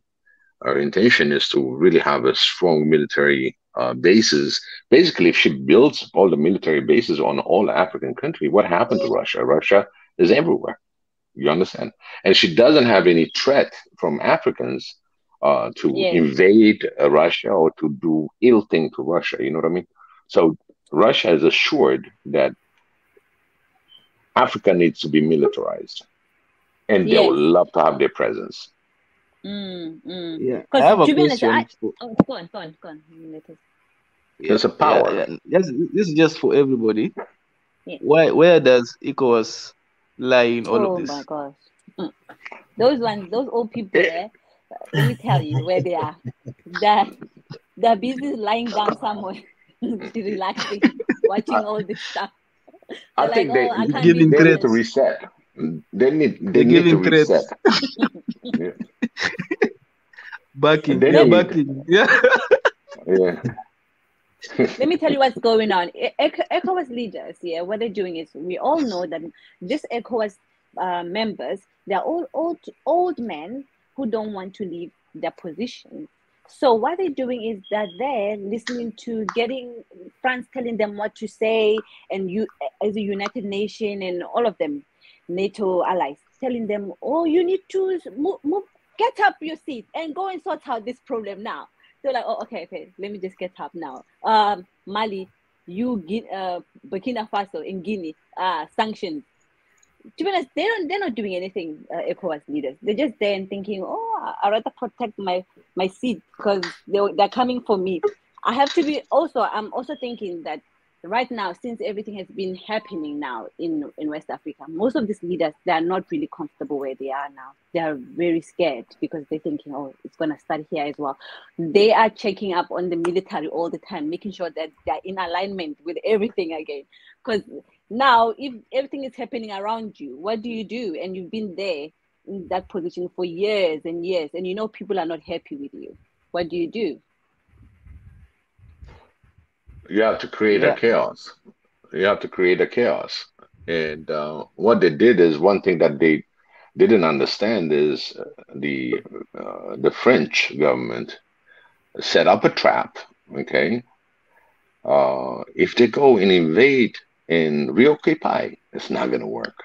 So they have to set up a trap, because the old folks that you're talking about on the leadership right now, on the ECOWAS, these are third dimension people. Okay, they go forward, backward, up, and that's it. So what happened is, this new generation, this new youth that's coming in right behind them is the fourth generation. Okay, that fourth generation is using time. It's exactly what I'm trying to explain in this panel, is that we are on a click away to get information. We click. It's there. You got the information. It's just, you need to read it between the lines. What is the whole picture? What benefits the continent, you see, and his people, So when they created ECOWAS, they said, oh, okay, it's like eliminating the central bank issues and stuff like that. They came back in a different angle, and they all got into it. So now they really got African Union, right? It's supposed to do some kind of work for it, right? But they know they got African Union in their pocket because it's the Europeans that's running African Union. So they split it and have this little ECOWAS, whatever that's going to benefit them. It's going to benefit the leaders and the sub leaders that's getting kickback in order to do what France is going to say to do. But this time, it's not France that's going to say it. It's just the leadership in ECOWAS that's going to reflect whatever they become. Can you imagine 15 countries in the ECOWAS are puppets? It's sad. It's sad. They just placed. This is 21st century. Click away for everything. It's just too obvious because they knew if they're going to progress and start understanding what France's intention is. So people are going to be revolting. And it shows. And I've said it when, I went to French school. Okay. I learned everything. I have no accent in my French because thank God our alphabets, include different letters for different countries' language. That helps us. We added some of the letters to accommodate to speak different languages. So when I was learning, what I learned is they get you early age, okay?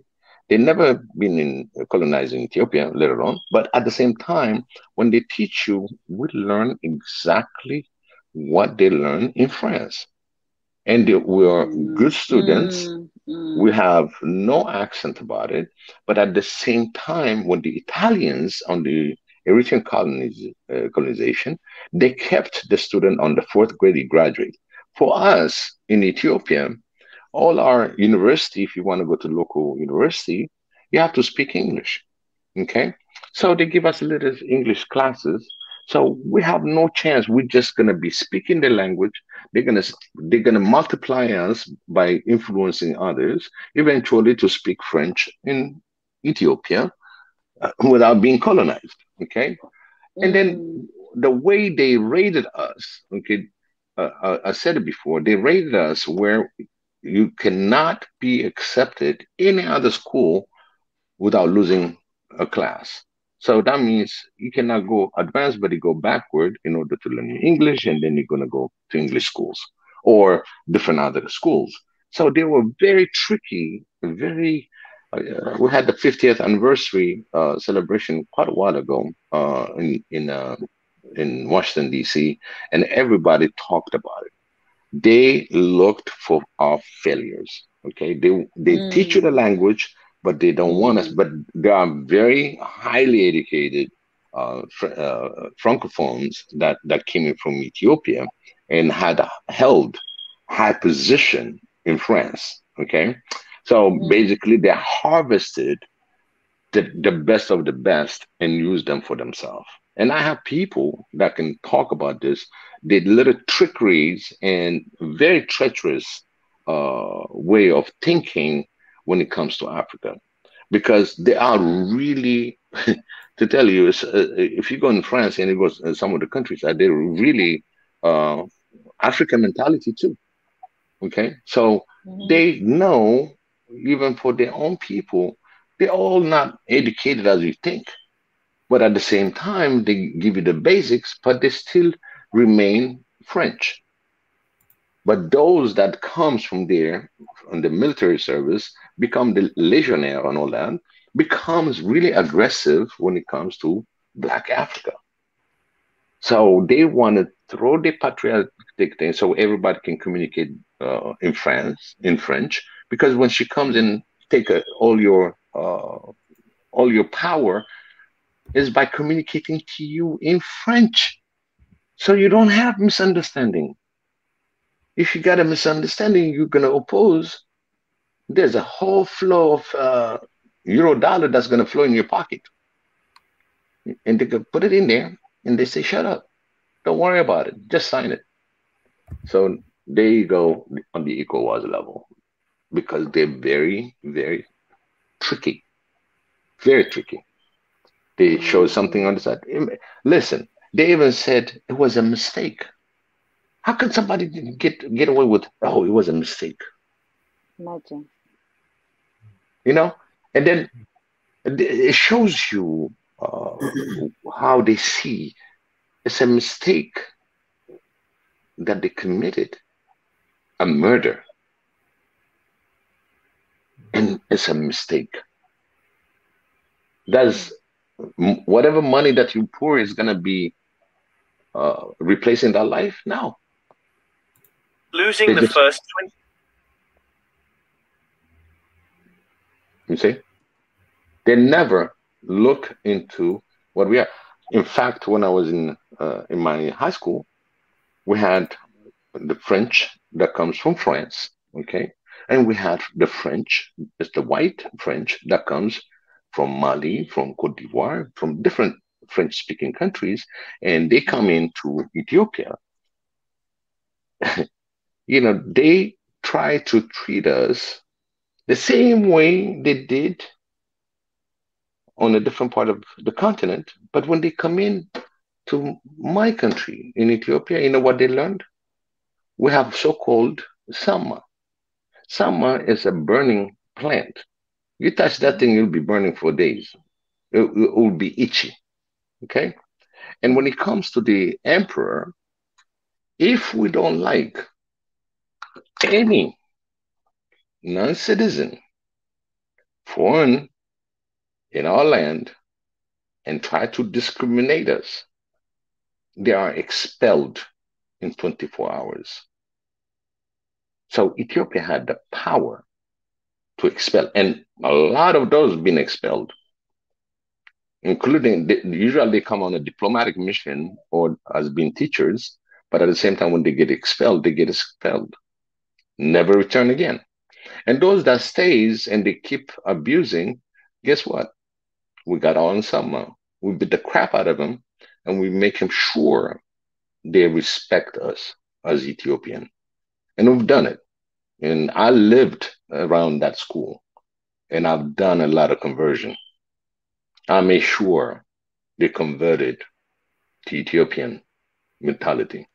You come in to be respected, you gotta respect me first. Yeah, I think you're right, Vicky. Because I noticed with Vicky, I noticed with when I'm in Europe here, whenever the French have really messed up most of the Black African Francophone people, because whenever I'm here in England and I meet a lot of people from Africans from the Francophone speaking countries, they are so the mentality is totally different. Whenever you ask them, you're like, oh, hi, because you see it's another Black person. You're like, oh, hi, how are you? And they ask you, or you ask them, where are you from? And immediately they don't say, I'm from Congo, Brazzaville, or I'm from Mali, or any of these places. They would automatically say, I'm from France. And you're like, then you ask yourself, and you're like, how come? I'm here in England, but then I wouldn't say, oh, I'm from England. You get what I mean? When somebody asks me, oh, where are you from? I would say, I'm from South Africa.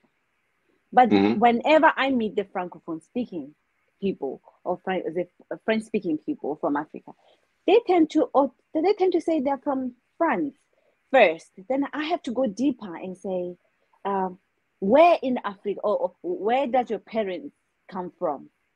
Then they'll be like, oh yeah, I'm from my parents are from Brazzaville, but I was born in France, or I grew up in France since I was 2 years old, and all that kind of stuff. But they don't automatically claim that, oh, I'm from this, like very proudly, I'm from there.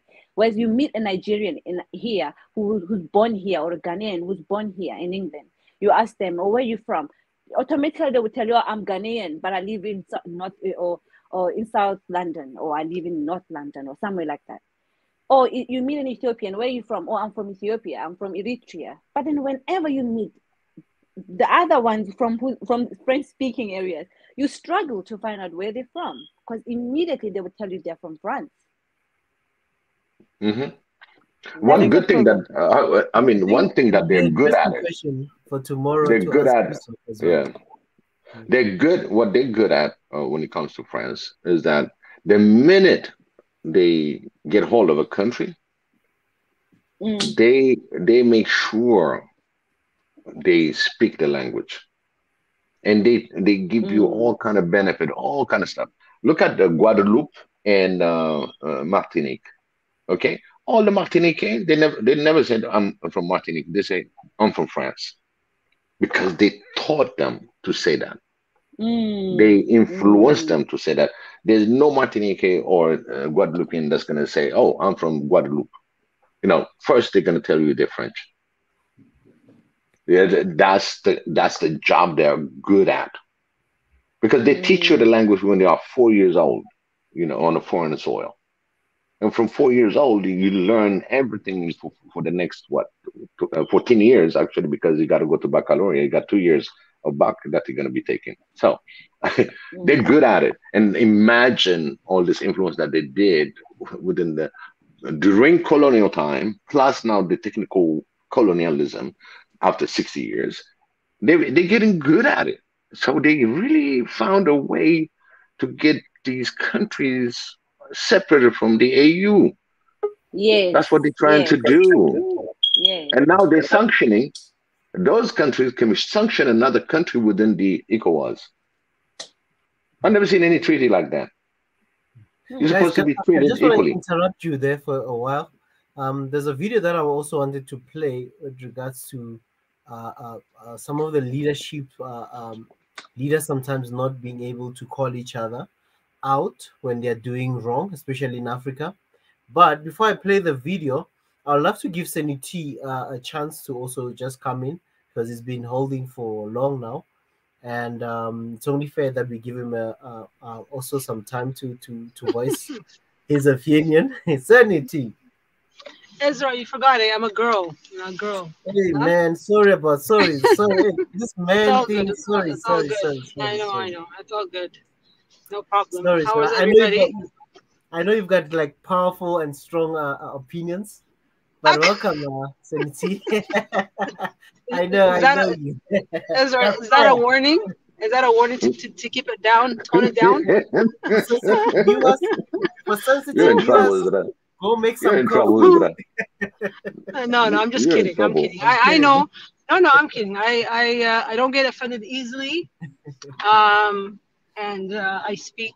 I'm very strong in my views, and I'm not afraid to speak how I feel. But at the same time, with respect to everybody, right? So don't take that as a disrespect to anyone. Like just me speaking my mind. But yeah. That's why we love you, and that's why we love you. Thank you so much. It's just Thank you, Biggie. Israel didn't put it that way, you know. It's like strong, you know, he's proud of you. That's what he meant. No, I know. Don't, very. Yeah. We love you. Yeah, I appreciate it. Thank you. And we gotta be like that. You see, a little bit. I guess you have to have a balance. But if we really, really want change in our continent, in our countries, and we have to stand together, and we have to speak the truth, and not tippy-toe, so that I don't hurt other people's feelings. You know what I mean? If it's factual or truthful, right? So, and also it's my opinion too, right? Everybody has their own opinion. You don't have to agree, but at the end of the day, we all want the best things for Africa. We all want unity for our people, but in order for that to happen, we have to expose the good and the ugly, right? So, speaking of the ugly, what's going on with Mali, I'm really, really, really, really happy that Mali has made that decision to kick out France, decision to make have their own language. They're taking back ownership of their what's the word I'm looking for? Like they're just taking ownership of who they are, right? They're trying to do that, and so France has never been their friend. France has never been there to develop any of those African countries. They're there to benefit themselves. It has been that from day one, and it's always been that way. It's just because, and I don't know why these people, like why they don't, the other countries or the 14 countries that are under France, they don't speak out loud enough and come together, because they're more powerful than France if they come together. France is only a small, tiny little country. It's probably, I don't know the size exactly, but it's very small. But France and their people, they're enjoying life. They have, I think they work 8 hours a day, Monday to Friday. They leave their shift early. They have 30 days or more vacation paid for.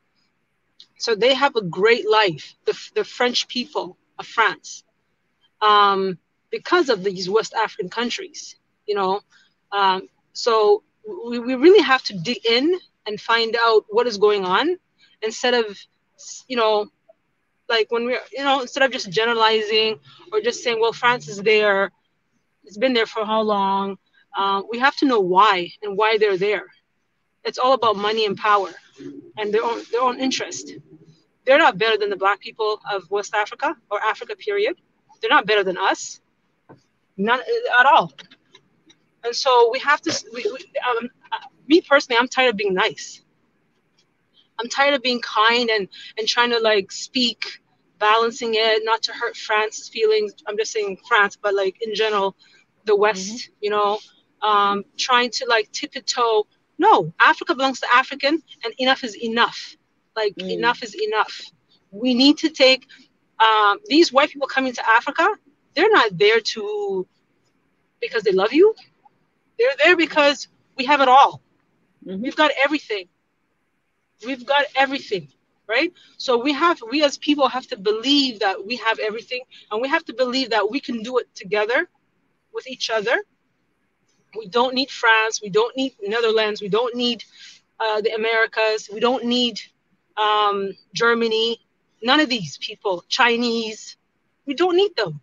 What the most smartest, brilliant people on earth are Africans, or even Black people in general. So I always go back to knowing. Sorry, someone was going to say something?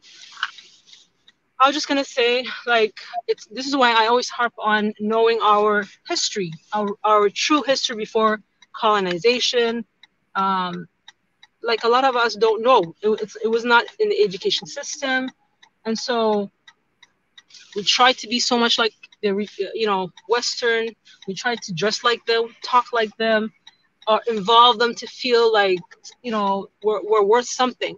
And we don't need them. We have rich culture. We have so much things. But if someone doesn't know their true history and where they come from, then they're lost. And so then we get compromised. So in regards to, I know Biggie earlier you were saying China is, doesn't really involve itself with military as much. I have to disagree with you on that, brother, because they're trying to they're trying to put their stamp in Africa. In Djibouti, you've got, I think, 7 or 8 different countries with military base. And China is one of them.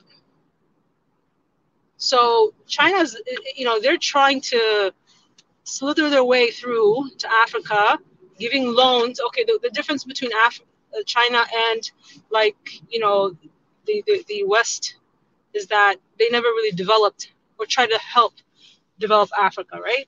So they just were taking, giving aids, but really they were controlling their mind. They didn't want Africa to rise at all. With China, it's a bit different. They're giving them loans, all these loans, right?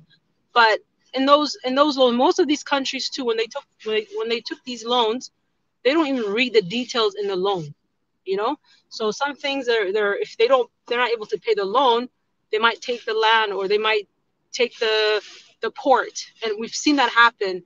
We've seen reports, whether it's true or not, in Kenya, other parts, So, like, I wouldn't trust any outsider at all. We need to stop. Have a relationship.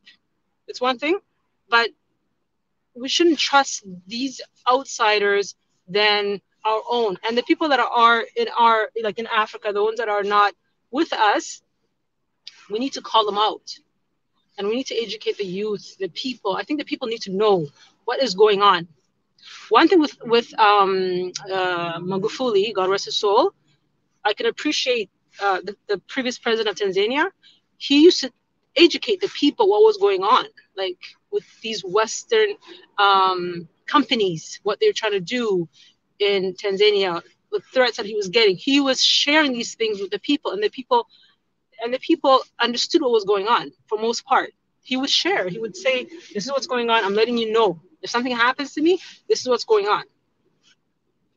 So the people they knew that he was fighting for them. He never even left the country. He was just trying to fix, and he did so many things in 5 years. So many things, and all these Western African countries. It's so sad.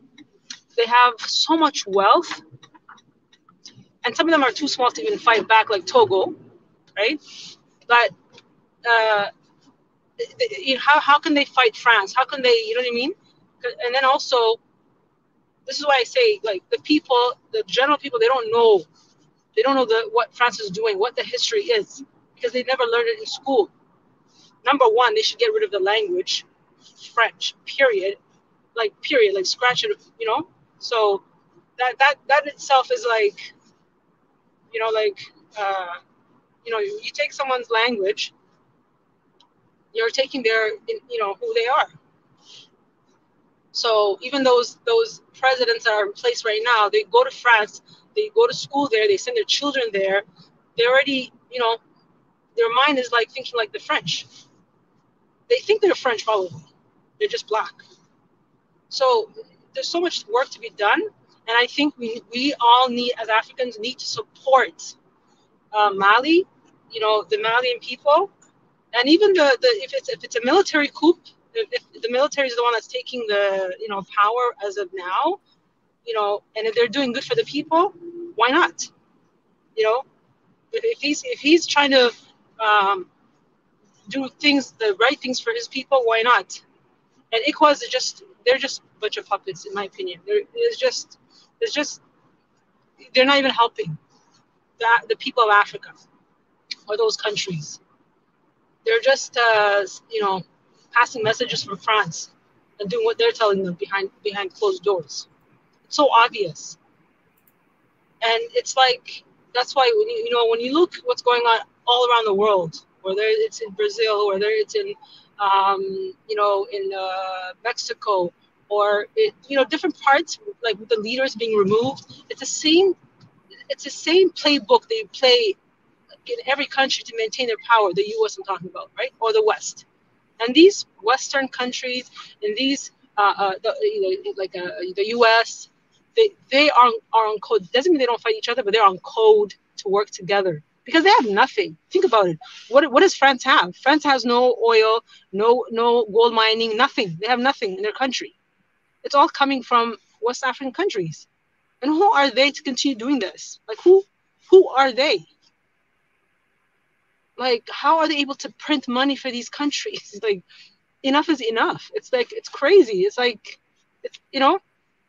at least if they did something like that and they were developed the country, you'd be like, okay, there's a balance. Maybe they're trying to do something. But in this situation, it's not even that. People are living less than $1 a day in those countries. And so we have to see we have to be a little bit harsh now. I think now is the time to be very outspoken about it and not shy away. We have to speak the truth. We have to, mobilize, and we have to back each other up as people and put ourselves first, our race first. So thanks for letting me talk. Yeah.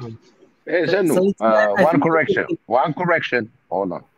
When I said China supplying arms, like I said, they do supply arms. But let me tell you in a geographical point. If you got the USA arms, European arms, Chinese arms, and Russian arms, the first thing that comes grade-wise, you're gonna go to US, and then you're gonna go back to Russia because the two are competitors. Okay, I'm talking about in the general where they're getting their arms. Okay, so Chinese have their own. They just got what 6 years ago their aircraft carrier, and guess what? It's even huge than any U.S. carrier or any Russian fleets.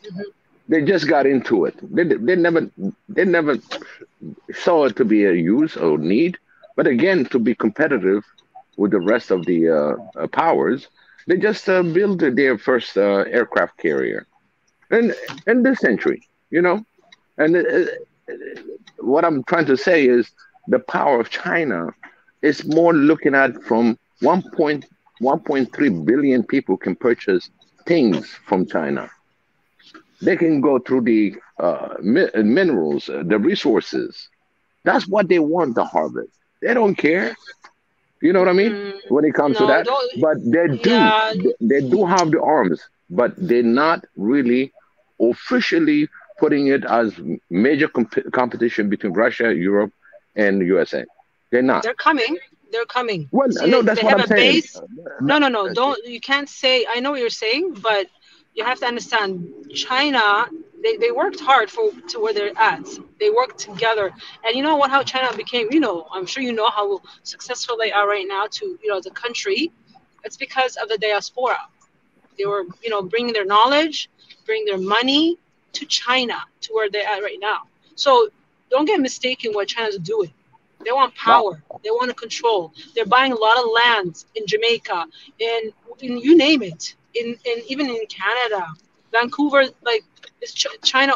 It's like China, basically. In the States, the same thing. In Africa, they're buying lands, like left and right, ports. So it's all about control, right? So they might not be giving the arms right away, like here, or trying to sell it as of now, but that's what they're getting at. They want to control. They want to. I wouldn't be surprised if they will be the next colonizers. We have to be careful for that not to happen. That's the key. That's the key. When they start having the whole Africa connected and access to their goods, it's done. I don't care how much military might he might have, but they have a better relationship than US, than Europe, than Russia. Russia is building allies. China is building infrastructures for their own access, for their own purpose, to get rich over Africa. Do you understand? It's a power struggle. But if you put all these four and you tell them to go to war, hell no. They're not going to go to war with each other. They got a better way to do different things because they have their own. Oh, look at the Security Council, UN Security Council. Who's there?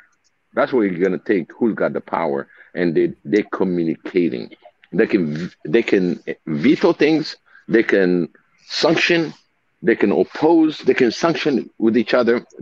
And believe me, it's all fake. It's a drama. Well, we Africans honestly, need to waken up.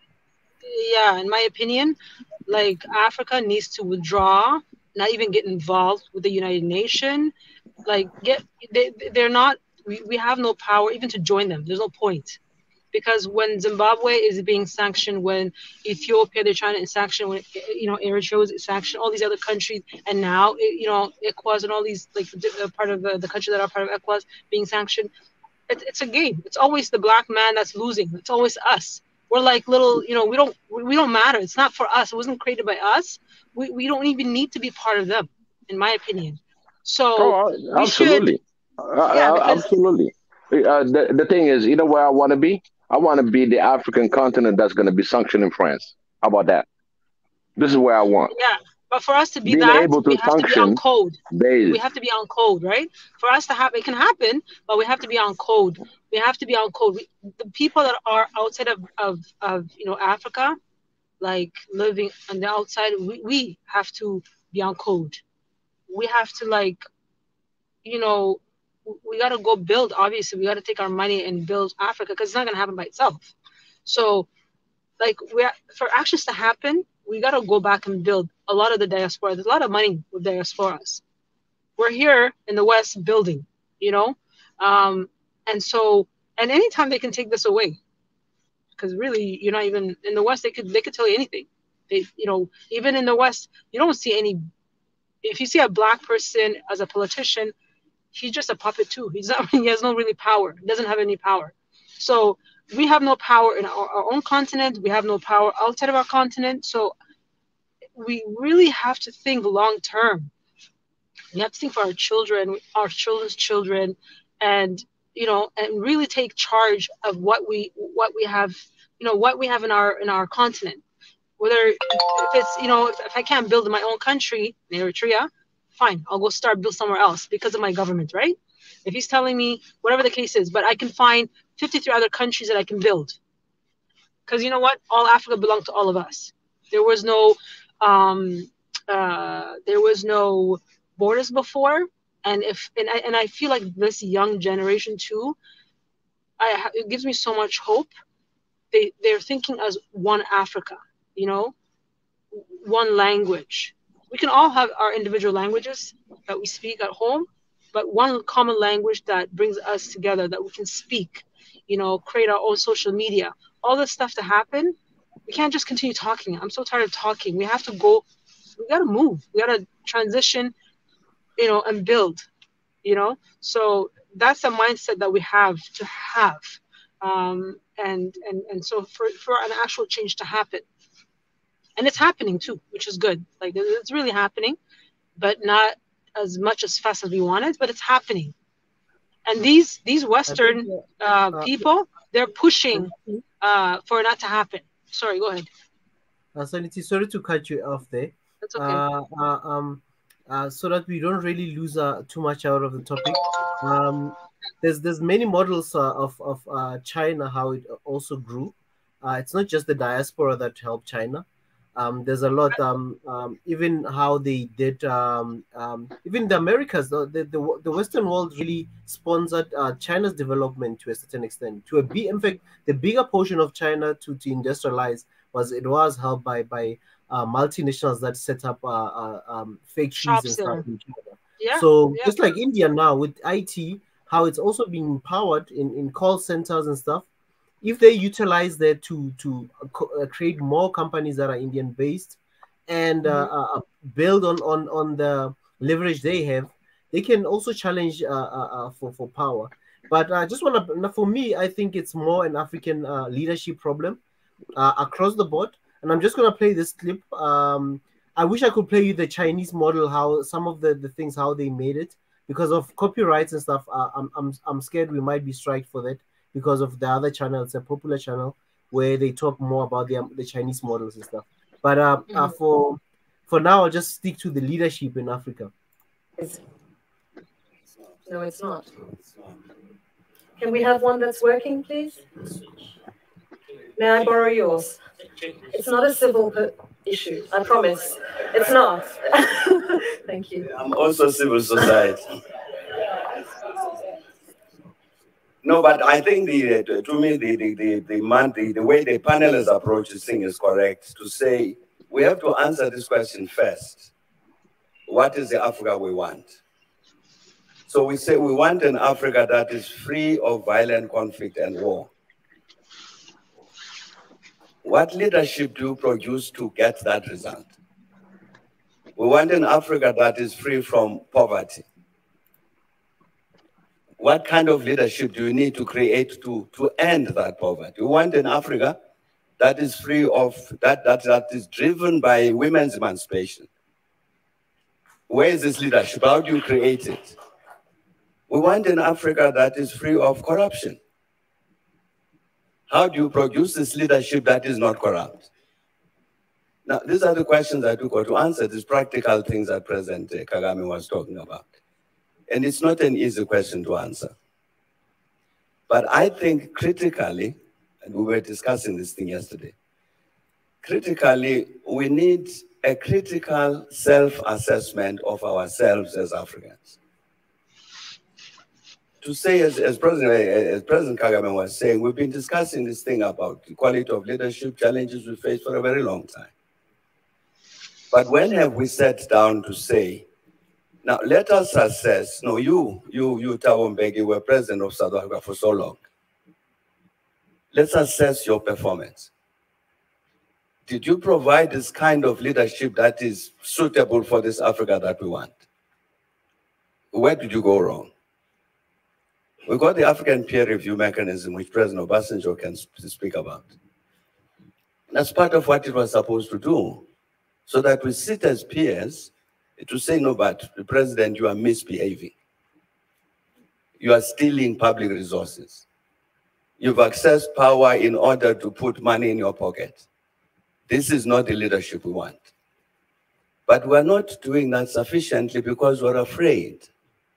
We're afraid to speak frankly to one another about the wrong things that we're doing. And I think if we don't do that, we will meet a century hence to discuss the same question. I think that critical self-assessment of the continent is necessary. And I mean a real critical, truthful self-assessment that's critical. And I think that would be an important step forward in terms of producing this kind of leadership which Africa wants. I'm handing this to President Kapp. I suspected you might.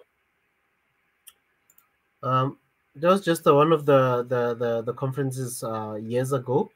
I believe that most of our issues, even Mali and all the ECOWAS issues and stuff, it's also about leadership and also being honest with one another and really being honest with what kind of leadership are we producing in our continent. And one of those things is, as somebody said earlier about the leadership and others saying ECOWAS is not doing anything. Others are even saying they don't believe in AU. I'm seeing on the comment section and all those things. I think it all boils down to our leadership as well here in Africa. What are we planning? What us as the leaders of today aspire for ourselves and our children who are coming after us? What legacy are we leaving them? Are we going to leave them with loans, still paying? Our children will they inherit the loans and all the mess that this generation has done, or will they still fall under the same trap of that we also went through? So those are the things that we also need to be, as this is the year of us being honest with ourselves as Africans. What kind of actions do we need, and how do we support countries like Mali, and how do we make sure that countries like Mali become, let's say, a state where there's active participation?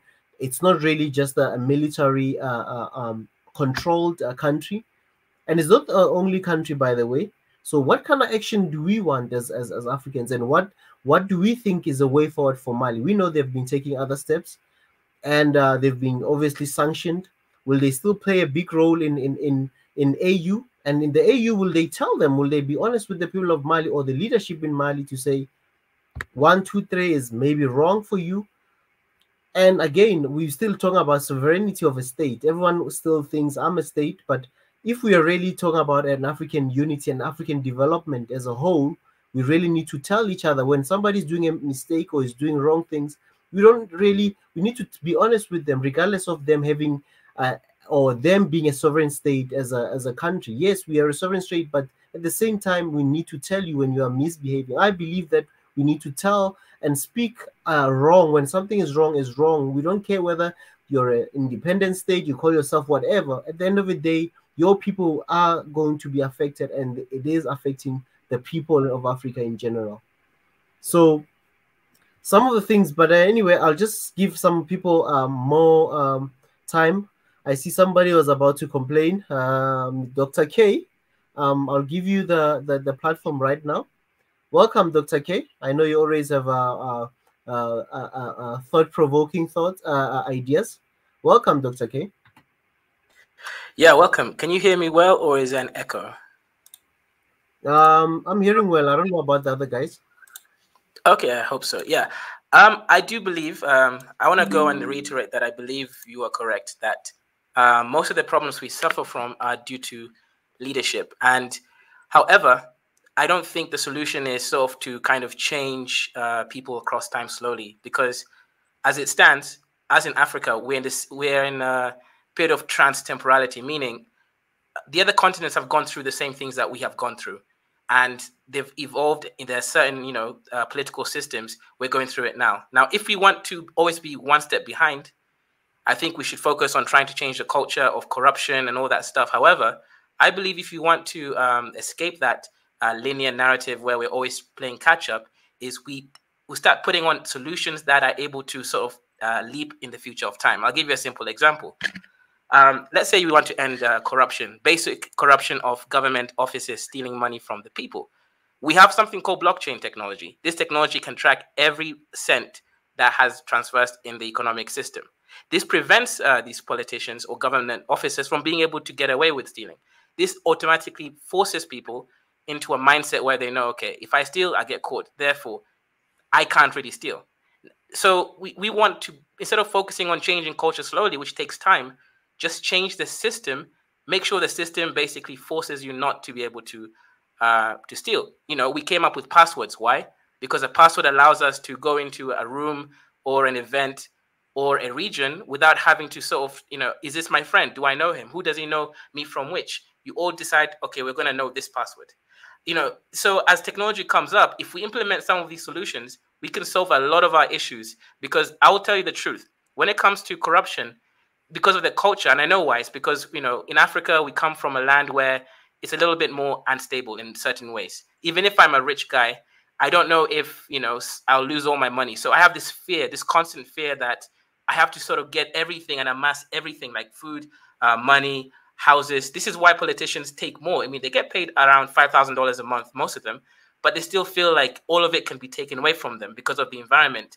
So changing that culture is very difficult. The best thing to do is make it impossible, or near enough impossible, so that the culture changes itself. That's why I believe, we should be focusing on. But if I may also just ask you a question, Dr. K.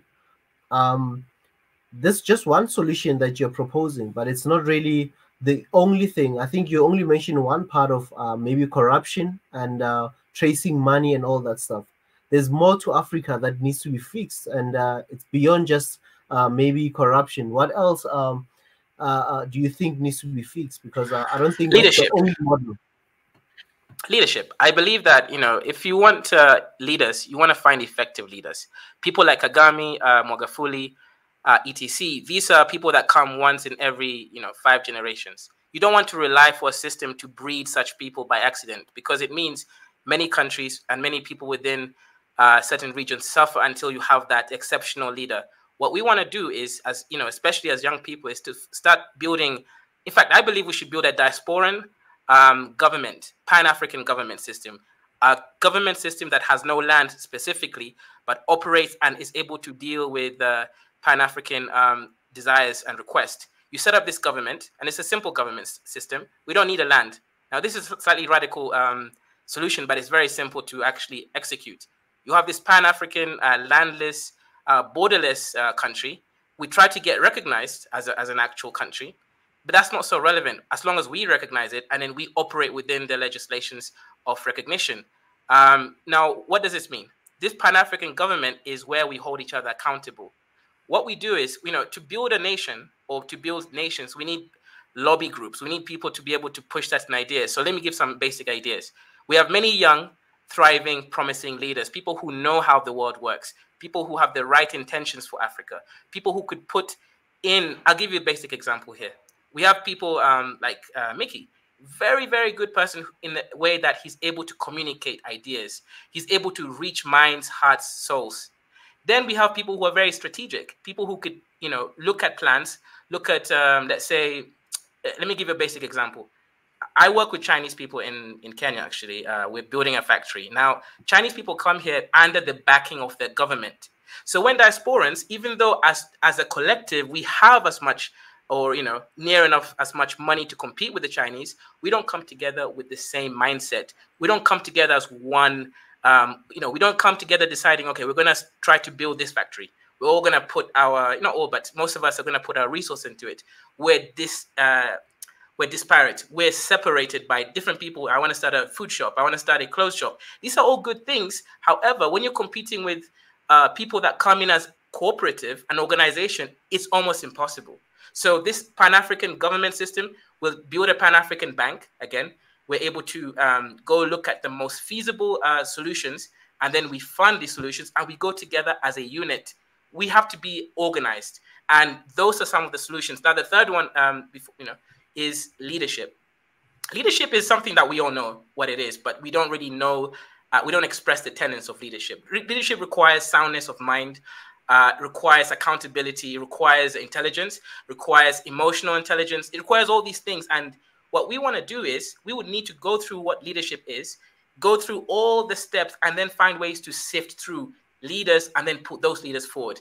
An example here is, let's say, we use Mickey as an example. We have Swahili Nation here. We have African Millennial, one of my good friends. We have, Gina's channel. We have, Vision Noir. We have all these channels. If we have a media system cooperated through this Pan-African government system that we're creating, we can then do it strategically where we're able to push ideas forward and people forward who are then able to change minds. That's how we change things without having to go through that linear line which everyone else went through. We're now transversing. It's almost like we're cutting through space and time and going through a wormhole. We have to be strategic and, a multimedia where we put out, again, you can call it propaganda or whatever it is, but our unity and the people and the solutions, practicality, and show people that there's progress. I'll give you an example. In Kenya right now, we're the first country in Africa to have the first semiconducting factory. I was shocked when I heard this, because that's where my skills are. I'm a I have many skills, but professionally, the skill I studied in school was nanoscience, nanotechnology. So this is great if I can be able to go and help build this sort of system. Right now, I work in construction and, programming, but that's really where my love and passion is. So I believe we do need to be organized, create this Pan-African government system, push certain media, practical solutions, and etc. Dr. K, you seem to be your hands are full. You're everywhere, man. You're doing a lot of things. I'm a polymath. I have to be that way. A blockchain developer. But it's good that Africans are busy doing that. Especially, I'm sure you are still young. I'm sure you're probably maybe late 20s or early 30s. That's my assumption. And that's the time that we need to develop so much. And if we can have a lot of Africans, especially now looking at our continent having, like, for example, we're talking about the country of Mali. 67% of the Mali's population is 67% of the population in Mali. They are under the age of 25. So how do we bring such things? I mean, how do we? Because we're talking about Mali. Right. Getting a feed somewhere. Just gonna mute everyone. Sorry, guys. Can you hear me now? Yes. Oh, okay. I was getting feed and stuff. Okay, yeah. As I was saying, we talk about the country of Mali, and how do we get a lot of young people really active in the economic space? Because I think, yes, there's leadership, and I think leadership sometimes we've somehow in Africa have just solidified or defined leadership in terms of politics. But there's business leadership. There's leadership in business. In every sphere of society, there is a leadership role. Hence, some countries are developing so quick or better than us because in business, they've got, as you say, we need to be organized. The Chinese come in Africa already with a plan. As Africans, do we have plans that, as we all know that the Chinese are coming here. We know the French are here, the British are here, the Germans are here, the Americans are here to do business. Do we have plans that we can say, as countries in Africa, this is the things that we want to take out of the countries or the companies or businesses that are operating in our continent for us to better our lives? Because the economics, the politics will not solve all our problems. There's still the economic part where we need to be active and really play our role and make sure that we participate in all the projects that are done in our countries. Because as long as our Africans or as a continent, we don't play in their space and we don't really have our government intervening in the economic affairs of our countries, we'll forever be talking about others coming to our continent, coming to do things and taking money out. Because in all the countries that develop, even the Chinese, it's not easy for us to even go and penetrate their markets. because they're very, even Americans, look at Google, they struggle to be there. They were hacked, so many things. Facebook, because it's very hostile. They are very hostile in their environment. But when they go, they want people to welcome them in other countries. But anyway, another topic. Now, as you said, something about what you guys are doing in Kenya. I want something that you can really maybe talk about ECOWAS. Go back to ECOWAS now and Mali, for example. My brother, can I speak? Oh yeah, when that says it, well, you can speak. You can add something there. Sorry. Yeah. I think Dr. Polmat, he's spoken some truth into some extent. That although when I think I've sent you a link if you've seen it in the private chat.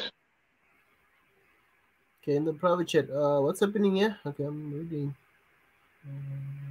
Yeah, I think the solution is what Dr. Polymath is actually, he's a very busy man. The solution is actually what he's doing right now. There is something called economic complexity index that my sister Senuti, she actually alluded to. What she asked why France is doing well and it has no minerals, and Africa, we're not doing so well, yet we have all the minerals. It's simply called it's something called economic complexity index. It really just it's a gauge of the knowledge in which within an allocation.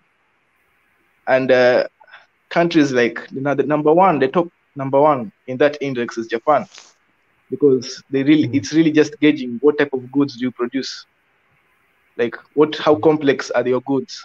And number one, Japan, they can make anything, so they are ranked number one. Number two is like Taiwan, but this is what Africa is really lacking. It's lacking in knowledge. Like we need more people who know stuff. You can't have just maybe if majority of the population they don't have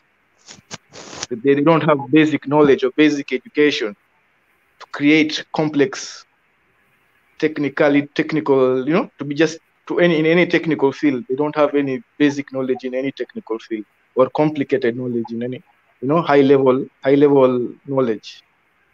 I don't know what that economy is not going to do that so well. That's why we have all these minerals and we don't know what to do with them. Nobody has stopped you from going to Congo and getting cobalt. If you have the money, they'll give it to you. They won't stop you from getting it. Why don't you make your laptops? Why don't we make our own batteries? Nobody's stopping us. There's this. I don't know why people think that. There's this hand somewhere from the West trying to stop us. No, nobody's stopping. Go see, it's right there. If you have the money, probably even get it for cheap. But you wouldn't know what to do with it. And the French, they know what to do with it. The Japanese, they know what to do with it. And that is the difference between Africa and these other countries. We don't know what to do with this stuff. And that is where we need to focus on education and knowledge. Like, I think if there is a long-term plan, it should be based on knowledge. I think that's what I'm trying to say. Sorry guys, I'm thinking of something right now, because I think we are about to go into economics and how we can develop Africa. I want to end this stream. I think we can start another stream, because tomorrow we will have another update, a proper update with on Mali. Yusuf will be back because today he had to quickly rush to the hospital. So we had to cancel the stream. I mean, we had to cancel the interview. We had to just go with what we had, and we only had him for 5 minutes. So I'm thinking of closing this stream, and then we can I'll see, maybe in a 30 minutes or 20 minutes time, we can open another stream for like other things that you guys want to propose and stuff. Because now I know this, now we're starting a whole new topic altogether. I don't know if that sounds okay with everyone. If I can close the stream and then we can create another stream, because this is just gonna be the topic, and what we'll be talking about, it will be totally different. Because I hear everyone wants to come up with solutions, And I see what you're saying, Mandatezi, and we need to really talk about something like this. I'm not sure if everyone is game for that, for another, if we can set up another stream that we can talk about such things. Sounds good, Ezra. Sounds good. Sounds good, sir. Yeah, this no problem. I'm It asking won't this take brother. long. I'll set up maybe 15 minutes will be on. Because now I don't want people when they are watching this, they will like, what are they talking about? China now and Ezra, this is perfect. The guy who was speaking before, the one with the superhero icon in his picture. Dr. K. Dr. K, is that his name? Yeah, yes. I know when he was here before, people had they had headaches and and other things I'll not mention. Others had to go and make coffee and you know. all I want to tell Dr. K is join Project 1886, Dr. K. We need you. I send you a link. Dr. K, I'll say that. We need to explore those, especially what you said, the Pan-Africanism outside Africa. I always thought of it, and you just hit something in there, you hit a chord, and I just really want to talk to you about it. Ridge, you're along with that, right? Yes, no problem. Just join. As I said, I put the form in the private chat. Join Project 1886, and then me, you, Biggie, we can all communicate, even if it's on top of this platform and then off of it as well. Thanks a lot. Absolutely. We want to hear more from you. Cheers. So I'll see you guys back in the next platform. I'm in another meeting as well, so this is good. Maybe it's all God's plan. Yeah, it is, man. We're doing God's work here. Absolutely. And hey, thank you, Ezra. Thank you for the extension. Again, you're on overdrive. It's not just overtime.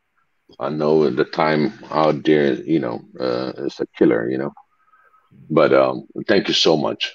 Again, not well in advance.